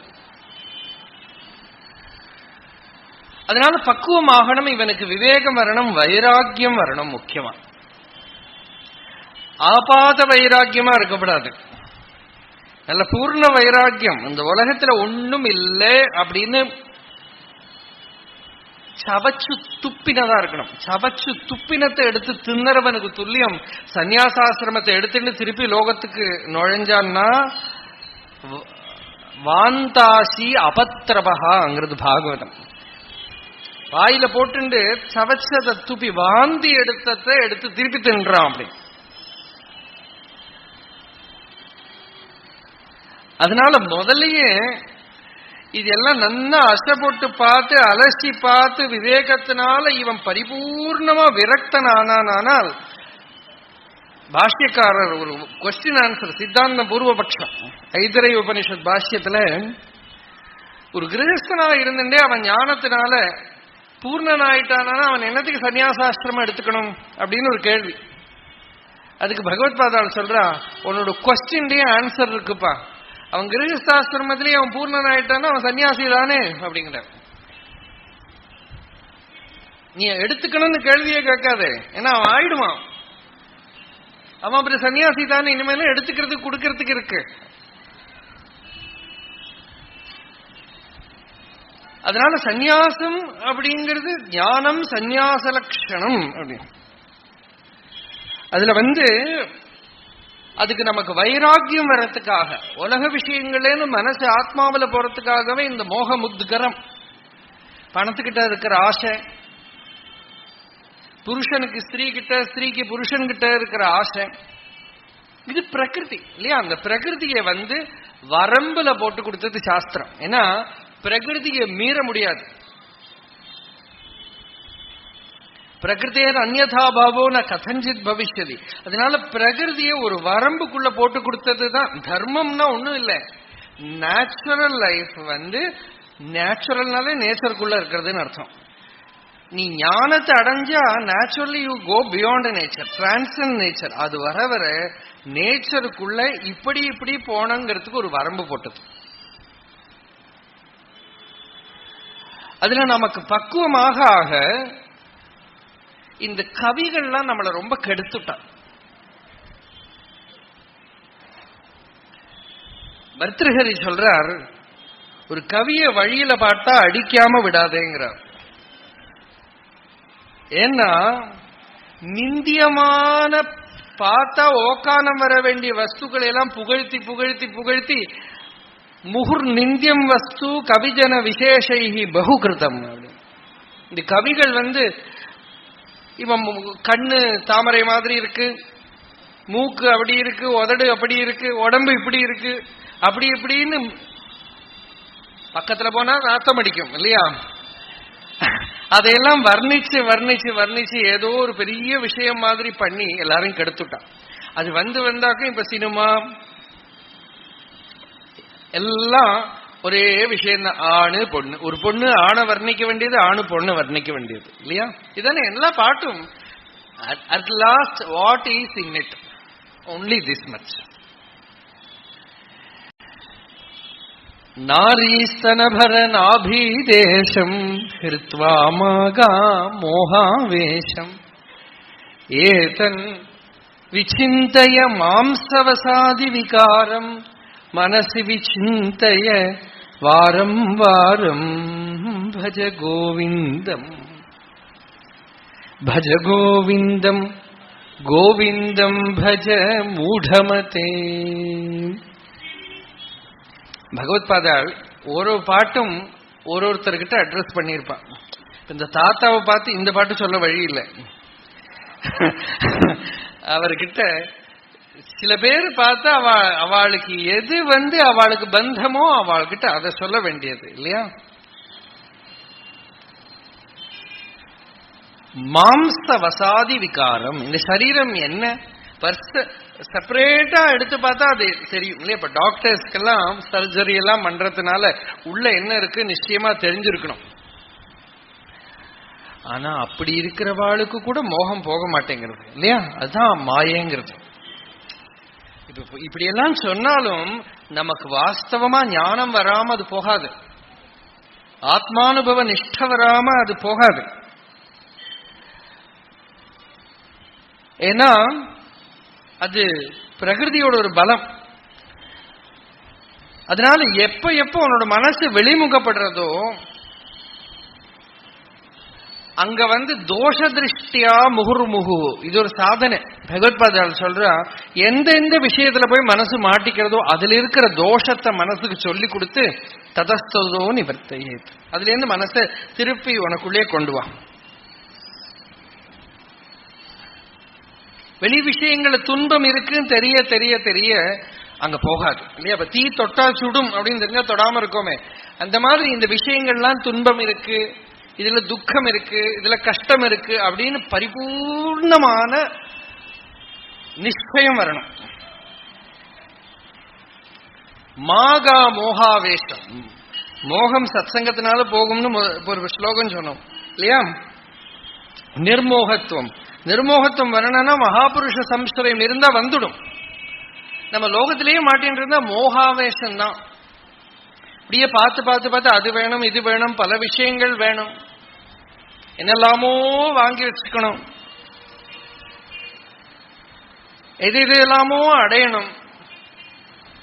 அது நமக்கு என்ன பிரயோஜனம் பண்றது ஒன்னும் தெரியல. அந்த பிரயோஜனம் இல்லாட்டாலும் அதுல போய் இதுதான் மோகம்னு பேரு. நமக்கு கஷ்டத்தை கொடுத்தாலும் அது பண்ணணும். நமக்கு எல்லாருக்கும் தெரியும் சிகரெட் குடிக்கிறது என்ன பிரயோஜனம் இல்லையா? முதல்ல சிகரெட் கண்டுபிடிச்சப்பவே எல்லாரும் கேலி பண்ணாளா, இது யாராவது வாங்குவாளானா? எல்லாரும் அது பண்ணிட்டு இருக்குனாலே இல்லையா? நாங்க இங்க நாரதகான சபா போறபோதுதான் யாரோ 2-3 பேர் கூட இருந்தா. ஒரு இடத்துல காட்டி கொடுத்தேன் நான் வாழ்க்கை. ஒருத்தன் அந்த நாரதகான சபா எத்துறதுக்கு முன்னாடி இருக்கிற இடத்துல உட்காந்து சிகரெட் குடிச்சுட்டு இருக்கான். மூக்கால வாயால எல்லாம் புகை இப்படி போயிட்டு இருக்கு. ஒரு நாய் கிட்டக்க நின்று அவன் அப்படி பார்த்துட்டு இருக்கு. நான் சொன்னேன், இந்த போட்டோ எடுத்து பிடிச்சு படம் பிடிச்சு போட்டா நமக்கு ஒரு கீழே ஒண்ணு கொடுக்கலாம். இந்த நாய் சிந்த பண்ணிட்டு இருக்கு, என்ன பண்றான் அது இது அது கூட நம்மளை பார்த்தா கேலி பண்ண. ஒரு ஃபேக்டரியிலேன்னு புகை போற மாதிரி ஈஸ்வரன் சுவாச பிரசுவாசம் விடுறதுக்கு வச்சிருக்கிற மூக்குக்குள்ளால புகை வெளியில விடுறது. இது என்ன பிரயோஜனம்? இந்த மாதிரிதான் நிறைய விஷயங்கள். மோகம்தான் அது. ஒரு நமக்கோ எந்த விதத்துல பிரயோஜனமும் இல்லை. தர்மம் பிரசங்காதபினாச்சரந்தி பாபம் பிரயத்னேன சமாச்சரந்தி. வியாசர் சொல்றார், மனுஷ பிரகிருதி ரொம்ப ஆச்சரியமா இருக்கு. இவனுக்கு சுகத்தை கொடுக்கறது அவன் பண்ண மாட்டேங்கிறான். சந்தியாவந்தனம் பண்றது, நாமஜபம் பண்றது, தியானம் பண்றது ரொம்ப சுகமா இருக்கும். ஒரு கஷ்டமும் கிடையாது. சும்மா உட்காந்துக்கிட்டோம், தினமும் கொஞ்சம் பிரயத்னம் பண்ணோம், கொஞ்ச நாள் ஆச்சுன்னா உள்ளேந்து ஒரு சுகம் வர்றது, சாந்தி வருது, எந்த கஷ்டமும் வரல. ஆனா பண்ண மாட்டேங்கிறான். சண்டை போடுறது, கோவிச்சுக்கிறது, வெறுக்கிறது, பொறாமப்படுறது, பஸ் காரெல்லாம் அடிச்சு உடைக்கிறது, பாம்பு வைக்கிறது, இதெல்லாம் ரொம்ப கஷ்டமான வேலை, ஈஸியான வேலை இல்லை. ஆனா இவன் பிரயத்தனப்பட்டு அதெல்லாம் பண்றானா. பாபம் பிரயத்னேன சமாச்சரந்தி. ஏன் இப்படி பண்றான்? ஆச்சரியம், யாருக்கு தெரியும். அமிர்தம் பரித்திஜ்ய விஷம் பிபந்தி. அமிர்தத்தை வேண்டான்னு வச்சு விஷத்தை வாங்கி குடிக்கிறாமா.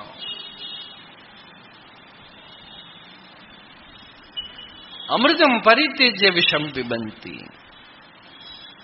அந்த மாதிரி தான் மோகாவேஷம்னா அதான் மோகத்தினால வரக்கூடிய ஒரு ஆவேசம், பிரமை. மோகம்னா பிரமை, இல்லூஷன். அது வாங்கினா ஏதோ கிடைக்க போறது அப்படின்னு, அதுல இருந்து என்னவோ வரப்போறது.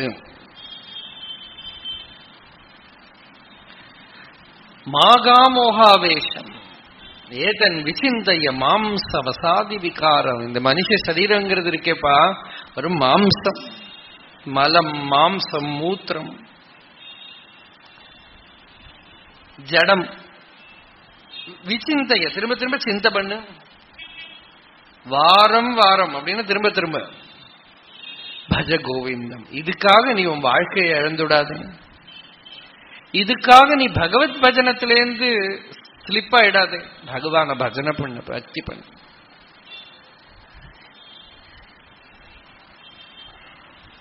நளினீதளகத ஜலமதி தரணம் தத்வஜீவிதம் அதிசய சபலம் வித்திவ்யாத்ய அபிமானக்ரஸ்தம் லோகம் சோகஹதம் ச சமஸ்தம். அப்படியே வைராக்கிய பிரகரணம். நளினீதளகத ஜலம் அதி தரளம். நளினின்னா தாமரை, தாமரை தளம், தாமரை இலையில இருக்கிற ஜலம் இருக்கு. அது எவ்வளவு நேரம் இருக்குன்னு சொல்ல முடியாது. அது இருக்கிற போது அது இல்லாம தான் இருக்கு. ஒரு காத்து வந்தா விழுந்து போயிடும். தத்வத் அந்த மாதிரி ஜீவிதம் இருக்கு. அதிசய சபலம்ங்கிறார். அதிசய சபலம்னா யாரோட வாழ்க்கை எப்ப போகும் சொல்ல முடியாது. அது ஒரு நியமமே இல்லை. அது ஆரோக்கியமா இருக்கிறவா சட்டுன்னு போயிடுவான். ரோககிரஸ்தர்களா இருக்கிறவா காலாகாலமா இருப்பான். இதுக்கெல்லாம் என்ன நியமமோ தெரியல. சபலம் இதோ அப்படிங்கிறதுக்குள்ள வயசாயிடுத்து. இப்பதான் ஏதோ ஸ்கூல் போன மாதிரி இருக்கு. அதுக்குள்ள சஷ்டியப்த பொறுத்து எடு சதாபிஷேகம் போயிடுறது தெரியவே மாட்டேங்குது. அதிசய சபலம். வியாதி அபிமானகிரஸ்தம். இருக்கிற சமயமாவது ஒழுங்கா இருந்தா பரவாயில்ல. என்னெல்லாம் வியாதி இல்லையா, என்னென்ன விசித்திர விசித்திரமான வியாதி. ஏன் இப்படி இருக்கு யாருக்கு என்ன தெரியும். மனசை வெளியில விடுங்கோ, இந்த நியூஸ் தான் வரும். 4 பேர்கிட்ட பேசுங்கோ, யாருக்கோ கேன்சரும்பா, ஹார்ட் அட்டாக்கும்பா, பிபிங்கிறா, சுகருங்கிறா. கொஞ்ச நேரம் ஆனா நமக்கு நேரம் ஹாஸ்பிட்டலுக்கு போனா தேவையில்லைன்னு தோணும். பார்த்துட்டு வந்துட தேவையில்லை.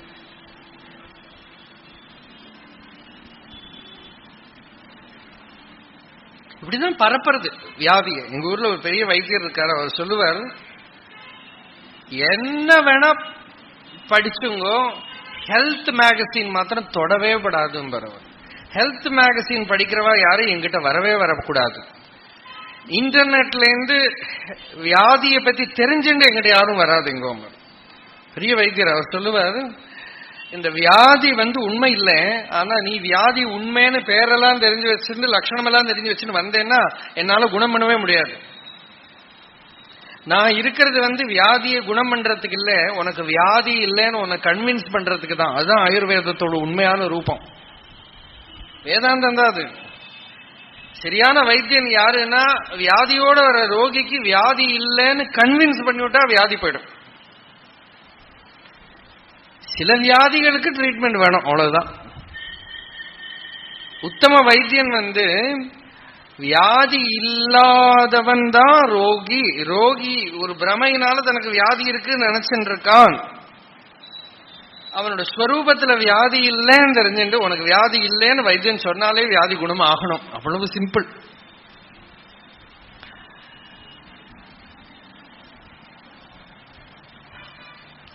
ஆனா நம்ம மனசுக்குள்ள வியாதி வந்துடுதுன்னா போகாது. மனசு என்னத்தால கிரசிச்சிருக்குன்னா அபிமானம் வியாதி. முக்கியமான வியாதி அபிமானம் தான். வியாதி அபிமான கிரஸ்தம். கிரஸ்தம்னா பிடிச்சிட்டு. கொஞ்ச நாள் முன்னாடி இருக்கல இவ்வளவு கேன்சர் ஏன் இப்படி வந்திருக்கு, கோல்டு ஃபீவர் மாதிரி எல்லா இடத்துலயும் இல்லையா? கேன்சர் ஹாஸ்பிட்டல்ஸ் நிறைய வருது. எவ்வளவு ஹாஸ்பிட்டல்ஸ் இருக்கோ அதுக்கு தகுந்தபடி கேன்சர் வருது. I don't know whether they create it.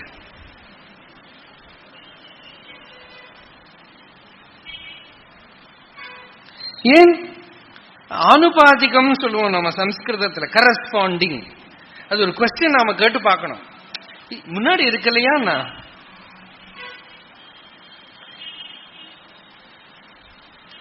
எந்த மழை வந்ததானாலும் அங்க போயிட்டு அதுதானோ அப்படின்னு சந்தேகத்தோட போய் பார்த்துட்டு வருது.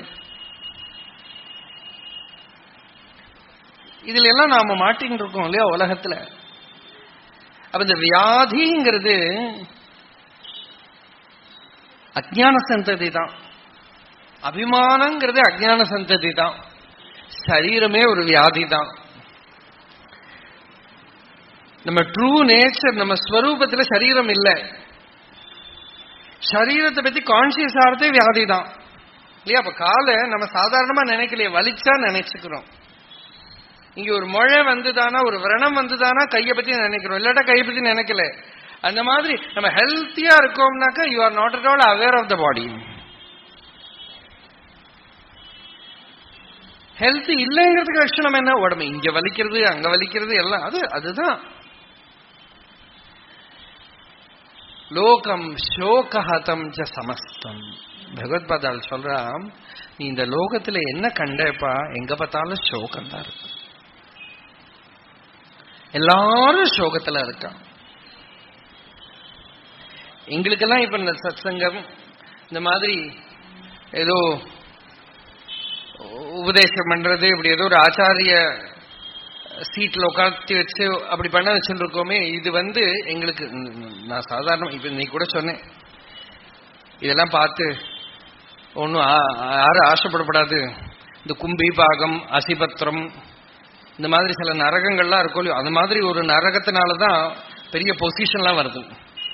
ஏன்னா இருக்கிற ஒருத்தங்க கூட நான் சௌக்கியமா இருக்கேன்னு சொல்ல மாட்டேங்கிறார். எல்லாரும் அந்த கஷ்டம் இந்த கஷ்டம், அப்படி கஷ்டம் இப்படி கஷ்டம். அது எப்படி ஒரு ட்ரெண்ட் கிரியேட் பண்ணி வச்சிருக்கோம் நாம. சோகஹதம் எங்க பார்த்தாலும். இதுக்கு எங்க மருந்து இருக்கு சொல்லுங்க?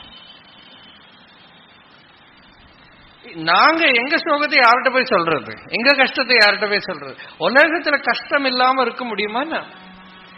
திருஷ்டிய வெளியில போட்டா கஷ்டம்தான். மகாத்மாவா இருந்தாலும் கஷ்டம்தான். ஈஸ்வரனுக்கே கஷ்டம்தான். அதான் நான் நீ சொல்லிட்டு இருந்தேன், ஈஸ்வரனுக்கே கஷ்டம்தான்.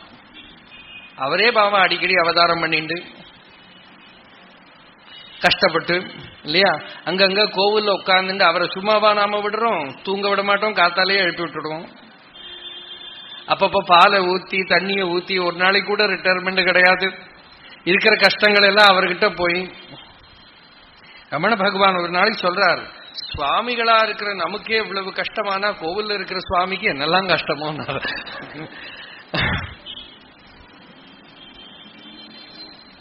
அப்புறம் சில பேர் அவன் இருக்காங்கிறான், சில பேர் இல்லைங்கிறான்.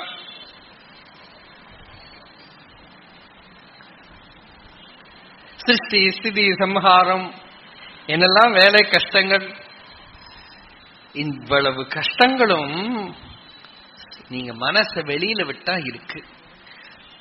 இவ்வளவு கஷ்டங்களும் ஆத்மாவில போனோமானா இல்ல, ஸ்வரூபத்துல போனோமானா இல்ல, சித்த விருத்திகள் இல்லாம நிச்சலம் ஆயிடுத்தானா இல்ல.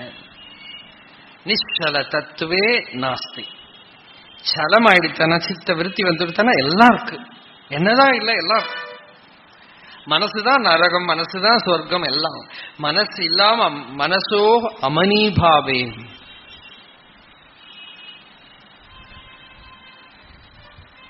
மனசு அமனீபாவம் அப்படின்னா மனசு இல்லாத நிலை. அப்படின்னா நிச்சலமா எண்ண அலைகள் அற்று போய் இருக்கக்கூடிய அந்த நிலையில இது எதுவும் நம்மளை தொடாது.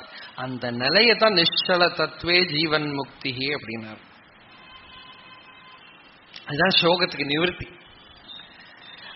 மனசு இந்த வெளியில நாமரூபங்கள்ல விஷயங்கள்ல விக்ஷேபத்துல விட்டோமானால் சோக ஹதம் ச சமஸ்தம். The world is affected by சோகம், துக்கம், மிஸ்ஸரி, துன்பம் எங்க பார்த்தாலும்.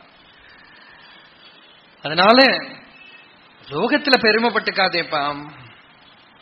எல்லாரும் நீ பெரிய பொசிஷன்ல இருக்கிறத எல்லாரும் வந்து உன்னை நமஸ்காரம் பண்ணுவா, எல்லாரும் வந்து விசாரிச்சுப்பா. நிறைய பணம் சம்பாதிச்சுட்டு இருக்கிற பேர் எல்லாரும் வருவான். யாவத் வித்தோபார்ஜன சக்தா தாவன் நிஜ பரிவாரோ ரக்தா. இல்லையா, ஒருத்தர் பெரிய ஆபீசர் காத்தால போறதுக்குள்ள எல்லாம் வீட்டுல பிரேக்ஃபாஸ்ட் ரெடியா இருக்கு, எல்லாம் ரெடியா இருக்கு. அவரே ரிட்டையர் ஆயிட்டானா பசிக்கிறது அப்படின்னா உங்களுக்கு என்ன வேலையா போச்சு, பழா போறது, பேசாம இருங்கோம்பா. தா பஷாத் ஜீவதி. பகவத்பாதாள் அபிப்பிராயம், அவர் 32 வயசுல போயிட்டாரோ இல்லையோ, அவர் அபிப்பிராயம் ரிட்டையர் ஆனப்புறமும் இருக்கிற தலையில் எழுத்து இருந்ததானால் அப்படின்னா ஜர்ஜரதேகே இல்லையா, சரீரம் பரத்தியார ஆசிரிக்க வேண்டிய நிலையில இருந்ததானால் அன்பில்லாம நம்மளை சூழ்ந்திருக்கிறவா நடந்தாளானா ஒரு டார்ச்சர் இருக்கு பாருங்கோ, அந்த டார்ச்சர் மாத்திரம் வந்துடாம இருக்கணும். புரிஞ்சுக்கணும். வயசானவா வீட்டுல இருக்கிற போது சூழ்ந்திருக்கிறவா நிந்தை பண்றதோ அவ காதுல கேட்கிற மாதிரி இப்படி பேசுறதோ ஏதாவது பண்ணினோமானால் அந்த அவ காது நாராசம் போமே இல்லையா. நாராசம்னா இந்த ஈயத்தை உருக்கி காதுல விடுற மாதிரின்னு அர்த்தம். தப்த நாராச சந்நிபம். அந்த மாதிரி அது துன்பப்படுத்தும், கஷ்டத்தை கொடுக்கும். வார்த்தாம் பிரிச்சதி கோபினகே, நீ இருக்கியான்னு யாரும் கேட்க மாட்டேங்கிறாங்கிறா பகவத் பாதா. அதான் வானப்பிரஸ்தாசிரமம்னு ஏன் சொல்றான்னா, ஒரு லெவலுக்கு மேல எல்லாரும் ஏகாந்தமா போய் தபஸ்ல தன்னை ஆசிரிச்சுன்னு தபோனிஷ்டமா இருக்கணும்.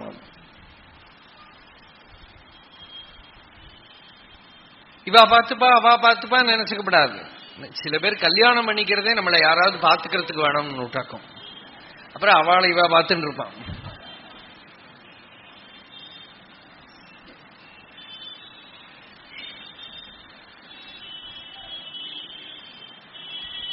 யாரும் பார்த்துக்கிறது.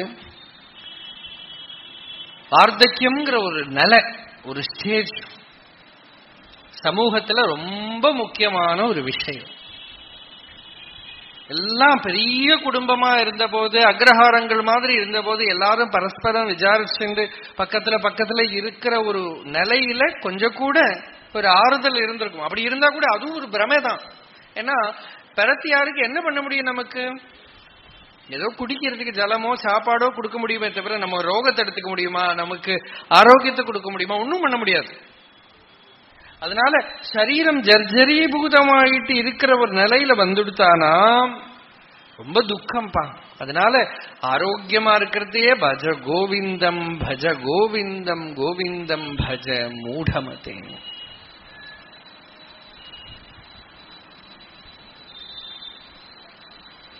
நல்ல மகாத்மாக்களும் சரீரத்துக்கு கஷ்டம் வந்து மரணம் அடைஞ்சிருக்கா. நிறைய பேர் பார்த்திருக்கேன். சில பேர்லாம் அவ்வளவு கஷ்டம் சரீரத்துல, அந்த நிலையில.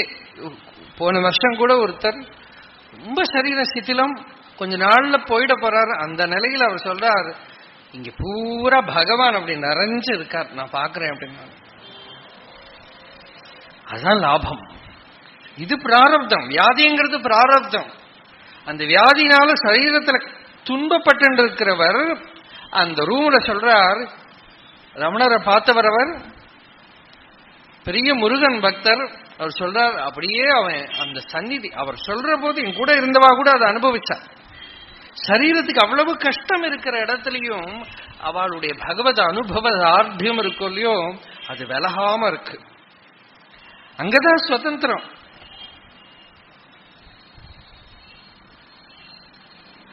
அதனால ஆரோக்கியம் இருக்கிற போது, சரீரத்துக்கு பலம் இருக்கிற போதே பகவத் பஜனம் பண்ணுப்பாம்.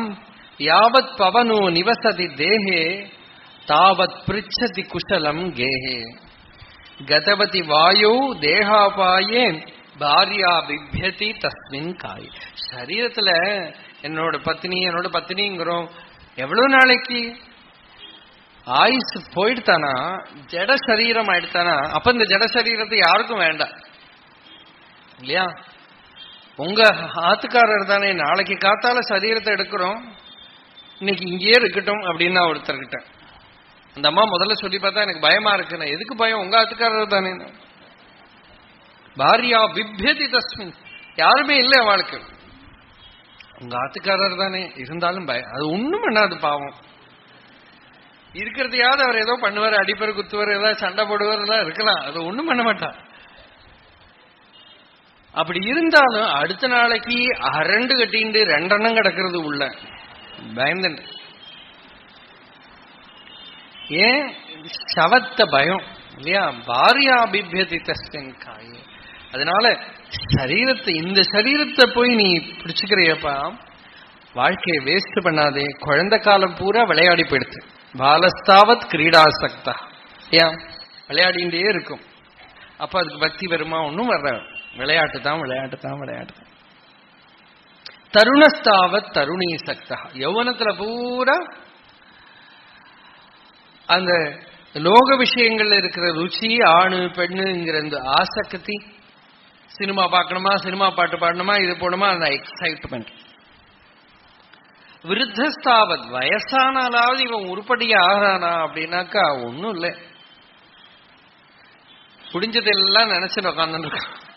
தன்னால முடியாததெல்லாம் பிரத்தியாரோட லைஃப்ல பார்த்து அனுபவிக்கணும் இவனுக்கு. சிந்தாசக்தா, வார்த்தக்கியத்திலேயாவது பக்தி பண்ணக்கூடாதோ, வயசானப்புறமாவது ஆகட்டும், கொஞ்ச நாள் கூட ஆகட்டும். இப்பதானே ஆயிருக்கு சதாபிஷேகம், இன்னும் போட்டுங்க. விருத்தஸ்தாவத் சிந்தாசக்தா, வயசானா பழைய விஷயங்கள் எல்லாம் சிந்தை மனசு இப்படி வரும். காரண சரீர ஹ்ராச சூக்ஷ்ம சரீராபிவிருத்திஷ்ட அப்படிங்கிறான். வார்த்தக்கியத்தில் என்ன, காரண சரீரம் கம்மி ஆயிடுமா. காரண சரீரம் தான் தூக்கம், நான் தூங்கவே முடியாது. சூக்ஷ்ம சரீராபிவிருத்திஷ்ட, வாழ்க்கையில இருக்கிற நினப்புகள்லாம் தெரிஞ்சின்ற அறிவெல்லாம் இருக்கும் இல்லையோ, அது அப்படி பிரபலமா இருக்குமா. அதனால சிந்தை இவனால் நிறுத்த முடியாது, சிந்திச்சுட்டே இருக்க வேண்டியதுதான். தூக்கம் வரமாட்டேங்கிறது. அதனால யௌவனத்திலேயே அத்தியாத்ம சாதனைகள், தபஸ்சரியங்களை எல்லாம் பழகி பழகி பழகி முதுமை வரபோது அப்படியே பழுத்த பழம் மாதிரி ஆகணும். அந்த வார்த்தக்கியம்ங்கிறது இருக்கோ அப்படியே ஒரு பக்குவமா, ஒரு மதுரமா இருக்கும். அது நிந்தியமா இருக்கப்படாது. விருத்தஸ்தாவத் சிந்தாசக்தான்னு பகவத்பாதால் சொன்ன மாதிரி வராம இருக்கணுமானா நிச்சல தத்துவம் இருக்கணும். பரமே பிரம்மணி கோபின சக்தா, அவளோட துன்பம் வருங்க, அவளோட தாபம்.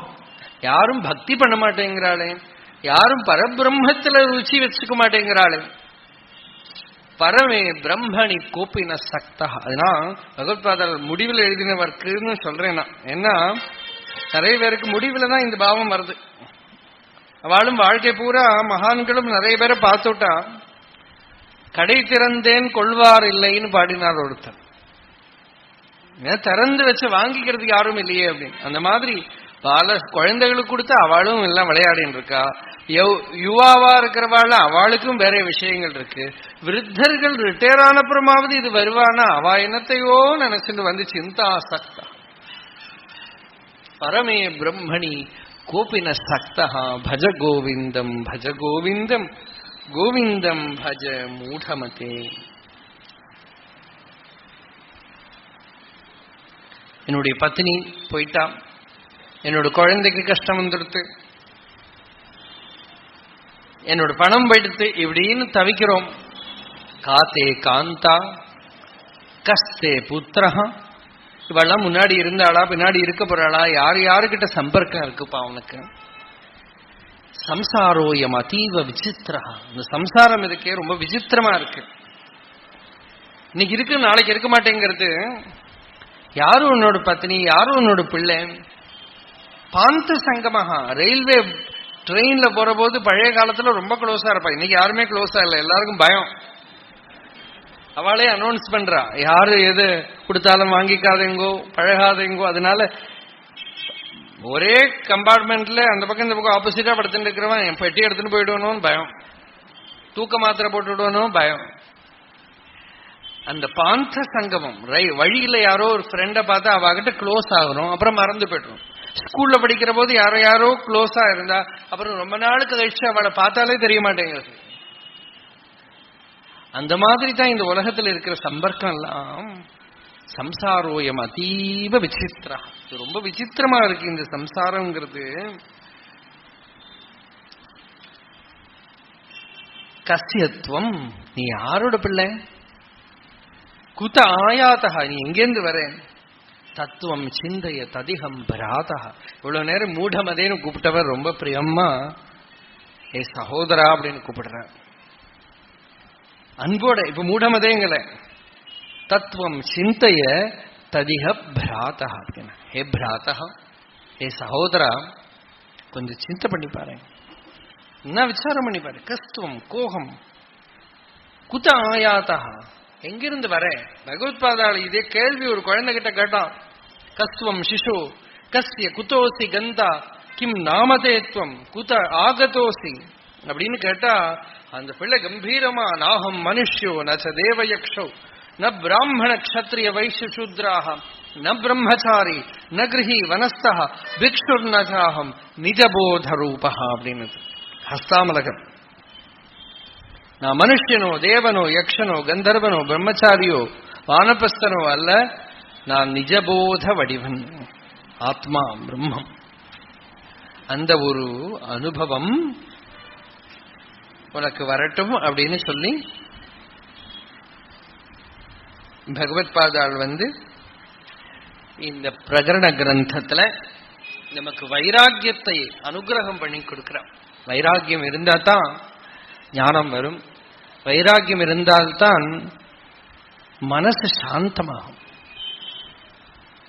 இந்த கேட்கிற விஷயங்கள்லாம் நமக்குள்ள சுஸ்பஷ்டமா பிரகாசிக்கணுமானா அதுக்கு ஒரு ப்ரிப்பரேஷன், ஒரு வயலை உழுது போடுற மாதிரி மனசுல வைராக்கியம் இருந்ததானால் ஞான விதை அதுக்குள்ள நன்னா ஸ்ப்ரவுட் ஆகும். அந்த வைராக்கியம் இல்லையானால் ஞானம் பிரகாசிக்காது. விவேகம் வைராக்கியம், விவேகம் வந்தவனுக்கு வைராக்கியம் வருது. வைராக்கியம்னா என்ன, ஆத்மேதர விஷயங்கள்ல இருக்கிற அட்டாச்மெண்ட் விழுந்து போறதுதான் வைராக்கியம். மனசு வேற எந்த விஷயத்திலையும் போகாம ஆத்மாவை நாடுறது, ஆத்ம விசாரத்தை பழகிறது. நான் யாரு நான் யாரு அப்படின்னு ஒரு மகாமந்திர ஜபம் ஹிருதயத்துல பண்ணிட்டே இருக்கு. நான்கிறதோட ஸ்வரூபம் என்ன அப்படிங்கிற அகநாட்டத்தை விடாம பிடிச்சுன்ற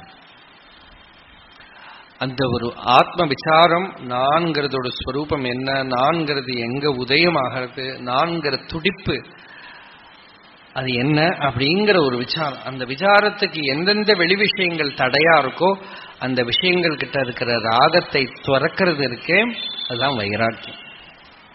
எது எதுல போய் பற்றின்று நாம பகவானை மறக்கிறோமோ அது அது நமக்கு துன்ப காரணமா இருக்கிறதுனால அதுல விவேகத்தோட அதை பார்த்து விகத ராகன் ஆகரான் ஒரு பக்வி. அந்த விகத ராகனா இருக்கிறவனுக்கு இருக்கிற நிலைதான் வைராக்கியம். அந்த வைராக்கியத்தை கொடுக்கத்தான் பகவத்பாதாள் இந்த பஜகோவிந்தம்ங்கிற பிரகரணத்தை எழுதினாம். ஜட்டிலி முண்டி லுஞ்சித கேசா காஷாயாம்பர பகுகிருத வேஷா பஷ்யன் அபிச்சன பஷ்யதி மூட உதர நிமித்தம் பகுகிருத வேஷா அப்படின்னு பாடினவா. அப்படின்னா சன்னியாசம் எடுத்துட்டு ஜடை வச்சுண்டு முண்டனம் பண்ணிண்டு லுஞ்சித கேசான ஜெயின மதக்காரெல்லாம் இந்த முடியெல்லாம் புழுத்து புழுத்து எடுப்பான். அந்த மாதிரி எல்லாம் என்னென்னலாமோ பிராகிருதமா பண்ணியும் ஞானம் இல்லையானால் ஞான விஹீன சர்வமதேன முக்திம் லபதின ஜன்மசதேன அப்படின்னு 100 ஜென்மா தாண்டினாலும் ஞானம் இல்லாம முக்தி வராதுப்பா. நீ வேஷத்தினாலேயோ பாக்கிய ரூபத்தினாலேயோ ஞானம் வந்துடாது. வார்த்தக்கிய தசையில அங்கம் கலிதம் பலிதம் முண்டம் தசன விஹீனம் ஜாதம் துண்டம் விருத்தோயாதி கிரகித்வா தண்டம் ததபின முஞ்சதி ஆஷா பிண்டம். ஆச்சாரியாளுக்கே கொஞ்சம் ஹியூமரஸா இருந்தது போல் இருக்கு. எல்லாம் கை கால்லாம் ஆட்டம் போட்டுடுத்து. அந்த நிலையிலையும் ஆஷா பிண்டம் முஞ்சதி, ஆசையில இருக்கிற சம்பர்க்கம். ஆஷா பாண்டத்தை விட மாட்டேங்கிற, ஆசையை விட மாட்டேங்கிறான் அப்படின்னு அவ மோக முத்கரத்தை நம்ம மேல ஏன் போடுறா அப்படின்னா நமக்கு ஞானத்துல ருச்சி வரணுங்கிறதுக்காக கங்கா கமனமோ ராமேஸ்வரத்துக்கு போறதும் ரத பரிபாலனமோ எதுவுமே ஞானம் இல்லாம முக்தியை கொடுக்காது. குருதே கங்காசாகர கமனம் ரத பரிபாலனம் அதவா தானம் ஞான விஹீன சர்வமதேன முக்திம் லபதி ந ஜன்ம சதேன முக்திம் பஜதி ந ஜன்ம சதேன அப்படின்னு சொல்லி முடிவில் பகவத்பாதால் நமக்கு ஒரு வழி கொடுத்தா. எப்படி வாழ்க்கையை நடத்தணும் அப்படின்னா பகவத்கீதா கிஞ்சித் அதீதா. நித்திய நிஷ்டை நமக்கு என்ன வேணும்?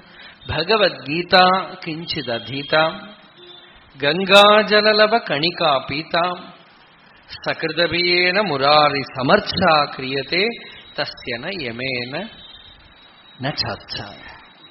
யமன் அவனை பத்தி நினைக்க மாட்டான். யாருன்னா யாரு பகவத்கீதையை கொஞ்சமாவது படிச்சு அர்த்தானுசந்தானம் பண்ணியிருக்கானோ அவனை. அந்த ஒரு பாவத்தை நம்ம ஹிருதயத்துல வச்சுண்டு கீதாத்தியனம் நாம விடாம பண்ணணும். பகவத்பாதாளுடைய கிரந்தங்களெல்லாம் நாம விடாம மனனம் பண்ணணும், விசாரம் பண்ணணும். அப்படி பண்ணினோமானால் பரமமான அனுகிரகம் உண்டாகும். இந்த பஜகோவிந்தம்ங்கிற கிரந்தத்தை அதோட முடிவு ஸ்லோகம் பகவத்பாதாலோ எழுதினாலோ சிஷ்யர்கள் எழுதினாலோ அது நமக்கு ஒரு பெரிய வழிகாட்டி. குரு சரணாம்புஜ நிர்பர பக்தா சம்சாராத் அச்சிராத் பவமுக்தா. ரொம்ப ஈஸியா எப்படி நமக்கு சம்சார நிவர்த்தி உண்டாகிறதுன்னா குரு சரணாம்புஜ நிர்பர பக்தா. அந்த குருவோட சரணாம்புஜத்துல ஏற்படுற ஒரு நிர்பர பக்தி, நிறைஞ்ச பக்தி இருக்கே, அது க்ஷண நேரத்துல நம்மள சம்சாரத்திலேருந்து விமுக்தம் பண்ணிவிடும். சேந்திரிய மானச நியமாதேவ திரக்ஷசி நிஜ ஹிருதயஸ்தம் தேவம். இந்திரியங்களையும் மனசையும் எல்லாம் நியமனம் பண்ணி அந்தர்முகம் பண்ணி ஹிருதயஸ்திதனா இருக்கிற ஆத்மதேவனை நமக்கு பார்க்க முடியும் குரு சரணாம்புஜ பக்தியினால அப்படின்னு சொல்லித்தான் இந்த பிரகரணத்தை பகவத்பாதால் பூர்த்தி பண்றான். அந்த ஒரு பரமானுகிரகம் நமக்கு பகவத்பாதால் ஜெயந்தியை உத்தேசிச்சு இந்த கடந்த 3 நாளாக நாம பஜகோவிந்தம்ங்கிற லகு பிரகரணத்தை அனுபவிச்சோம்.